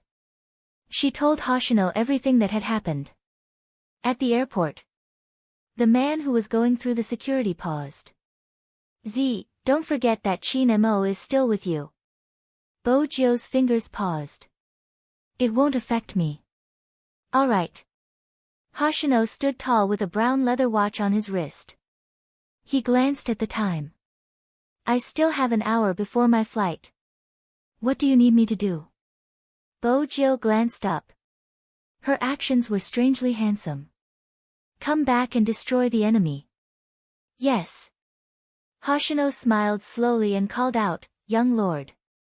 The old butler knew that Bojo was going to be busy. Usually, when something like this happened, she had to do a lot of work in advance. This day, Bojo was in the basement for the entire afternoon. Swoosh. She pulled open the things in front of her. It was a row of drones and a small smart car. If one took a closer look, they would realize that the things tied to the smart car weren't simple. Anyone who was smart would be able to tell that Bojo was making adjustments. The laptop was opened and all the devices were connected through the network. Finally, it was synchronized to her tablet. In the Bo family's house, many things looked normal, but behind the bookshelves, there was a hidden layer. There were rows of skateboards. There were at least 5 or 6 of them. The hacking system had self-destructed. She had to inform someone about this. Bojo had made the firewall personally. Which meant that she was the only one who could contact every hacker. The red signal was planted in the firewall. After seeing the signal. In the school, a boy who was studying advanced mathematics pushed his spectacles. He placed the book aside and placed his fingers on the keyboard. Someone at the side teased him. Hey, old 5, aren't you reading your book? My child is finally enlightened and knows how to watch porn. The boy didn't say anything. The way he avoided the crowd did seem like he was watching porn. But in reality, he opened the signal. His small brows furrowed. He replied with 2 words. Got it. Other than the boy, many others replied at the same time. Those people were all hackers. Without being exposed, everyone sat in front of the computer and began to search with their fingers. Hackers couldn't involve reality. Once it involved reality, they had to protect each other. Now, someone was forced to self-destruct. Of course, they wouldn't sit still. In an instant, the signal of the entire firewall was scattered all over the network. This way, if anyone had any problems, the other person would know immediately. Not only that, the other party might not know. Once the marked network system was activated, they would immediately lock it down automatically. That's why some people say that you can mess with anyone but hackers. Time passed little by little. Chin Mo sat at the dining table. It had been a quiet day for him. A certain guy didn't appear. He didn't receive any more confessions. All he had was the steak and afternoon tea that the old butler had brought to him when it was time. It was obvious that the old butler was much faster than before. Chin Mo glanced at the time on the clock. He did not know where that person had gone. However, he knew very well that it was very difficult to sit in one place and wait for someone. Chin Mo glanced at the photo on the bookshelf again. This time, he didn't reach for it. Instead, he tapped his fingers on the surface. The shadow guards knew that young master had been waiting for news and immediately said, "Young master, I've checked but I'm not sure of the details. There are rumors that the other party is going to make a big move. It seems like a hacker was killed by an unknown organization. It might be a backstabbing." "It's not a backstabbing." Chin Mo narrowed his eyes and said in a low voice, "I need to leave this place to check on something. Call the police here and cooperate with me to arrest someone." When the shadow guards heard this, they froze for a moment. What did young master mean? Who was he going to arrest? Young master Jiu who kidnapped him? Dusk started to fall. The old butler had already transferred a portion of the information that needed to be transferred. Actually, it wasn't difficult to pack it up. He didn't need to bring anything but his tea set and the cutlery that young lord liked to use. This was the most important thing for a qualified butler. Of course, there were some information that would expose young lord's information. Basically, he destroyed everything that could be destroyed. Those that couldn't be destroyed were brought along with him. That included the photo. When he was doing all this, the old butler, who was dressed in a suit, was very calm. In between, he didn't forget to take a look at the red wine pig trotters he made in the kitchen. Young lord loved to eat meat. She was prepared to nourish her brain after doing these things. Using pig trotters to nourish her brain was also a specialty of the Bo family. Bo Jiu liked to squat on the floor and play with these things. She would eat a few mouthfuls of meat and check the data. She wore a pure red t-shirt and turned to light a cigarette. When she held the cigarette in her mouth, her handsome side profile was hard to tell if she was a man or a woman. It could be seen that she was very busy. She was so busy that she would stretch out her hand to twist her neck occasionally. In the end, she was a little tired. She supported herself with one leg and closed her eyes. She seemed to be sleeping. Upstairs. Chin Mo opened the windows. It was hard to imagine that the tool in his hand was a fork. Moreover, when he was doing these things, he didn't make any noise. When he walked to the balcony, he stepped on the wall and landed on the ground. His movements were very light. The only inconvenience was that he couldn't use any strength in his injured hand. Chin Mo chose this time after a long period of observation. Because at this time, the old butler would often be in the kitchen. The sound of cooking in the kitchen wasn't soft. In addition, the soundproofing of the castle was good. This meant that no one would notice if he left at this time. After all, Chin Mo glanced up at the hidden camera in the rose. Ever since he came here, it had been switched off. Chin Mo walked to the front of the car. In his pocket was the car key he had gotten from the youngster. With the car key and voice authentication, he was 80% sure that he could start the Lamborghini in front of him. When the button was pressed, the navigation system vibrated. Chin Mo said faintly, "I like you, Chin Mo, identifying password, password is correct." The navigation system vibrated again. The car door opened automatically. Chin Mo entered sideways. The sound was very soft. He manually increased the speed and drove out of the castle in an instant. Right at this moment, there was a ding sound. A signal appeared on the computer screen. Bo Jiu, who was holding the remote control, was woken up by the sound. After waking up, she watched as the red dot moved further and further away from the castle. The light in her eyes dimmed. She had always known that he would find a chance to leave.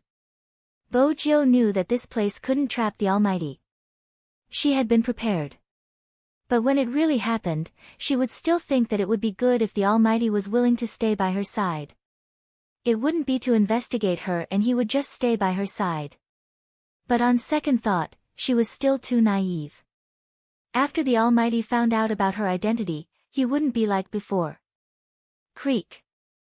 The door opened. The old butler walked in.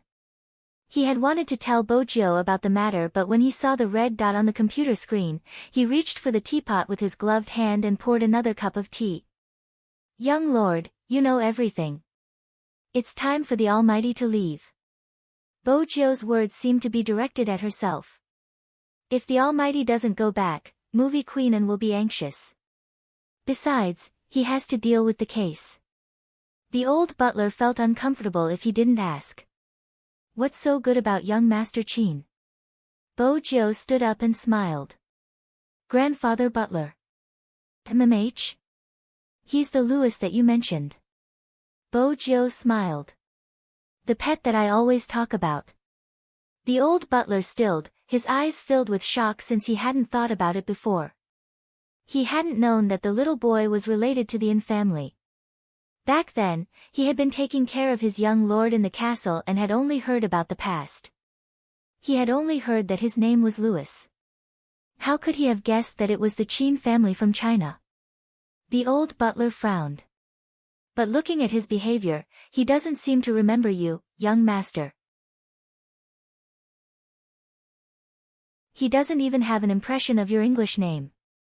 Your interactions during this period of time have really affected young master's judgment of a person. He has always preferred to use his real name and doesn't like to use his English name. He only used it a few times during the galas and never used it after that." Bojio glanced over. As for the rest, he did a special mission and after that, he lost almost all his childhood memories. "It's normal that he doesn't remember me." The old butler didn't say anything. He knew deep down. If it was the Louis that his young lord had always talked about when they were young, his young lord wouldn't be able to resist. That fellow should really read his young lord's diary. As an elder, there were some things that Bojio didn't need to explain for the old butler to understand. Moreover, he was a doctor. Selective amnesia meant that this person was psychologically traumatized. If he forcefully recovered, it would mean tearing open the wound deep in his heart. Moreover, that person's identity was destined to be different from his young lord's.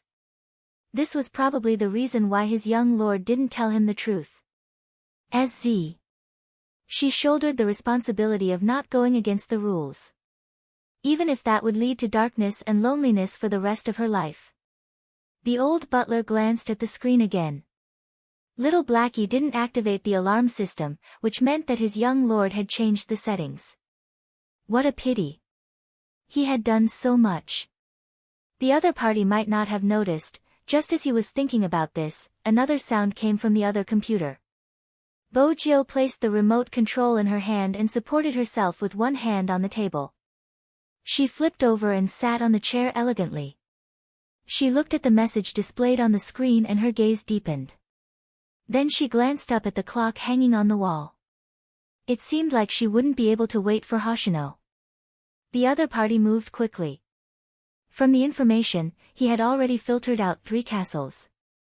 This set was in the other party's main search area. At such a time, time became more important. But as an intelligent navigation system that loved to talk about life, what was she most afraid of? She was most afraid of the sudden silence in the car. Hence, following the principle of divine assistance, the intelligent navigation system fluctuated and showed a curve. "Hello, Master's little vixen. I feel that I need to introduce myself. My name is Lamborghini Blackie. In order to give you a better driving experience, I can help you with the detailed route navigation analysis." Little vixen. Qin Mo turned the steering wheel with one hand and lifted his eyelids.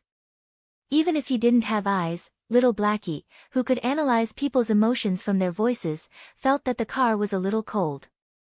He said decisively, "Of course, the title, Little Vixen, is Master's nickname for you. I understand your feelings. After all, you were just drugged and would still be angry. Before Master drugged you, I stopped her. After all, it wasn't a good idea." It was undeniable that Little Blackie was very flexible in this aspect. But what Little Blackie didn't expect was, "Oh. Is that so?" The man's voice didn't change at all. I quite like it when your master drugged me.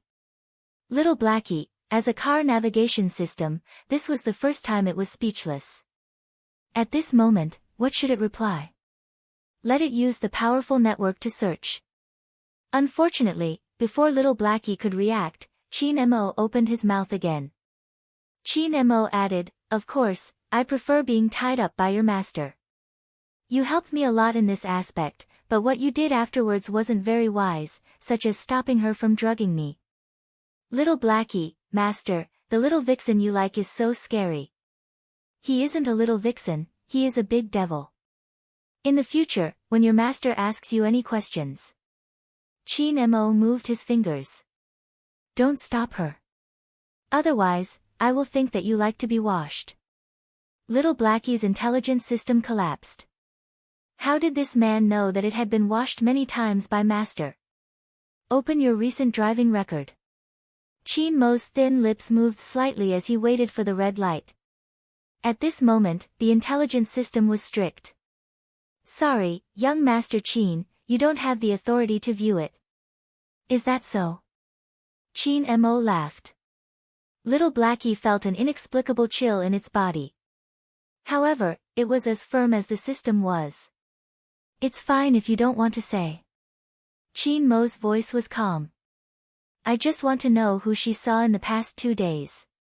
If he was a human, he might not be able to hear the emotions in his words." But little Blackie was intelligent. It immediately received the signal and replied, "Young Master Chin, you don't have to be jealous. My master thinks about how to sleep with you every day. No one has seen it before. Sleeping with you is what she wants to do the most." Chin Mo arched a brow. "Black Lamborghini. Go ahead." Chin Mo asked slowly, "How does she want to sleep with me?" "She has done the strategy and is especially serious. Master also said that Chin Mo is the only beauty in the world. It's a pity she can't sleep with him." Little Blackie wouldn't hold back when it came to small talk. "Basically, it's about sex. But Master said that sex isn't reliable because in the end, she will be the one being sex."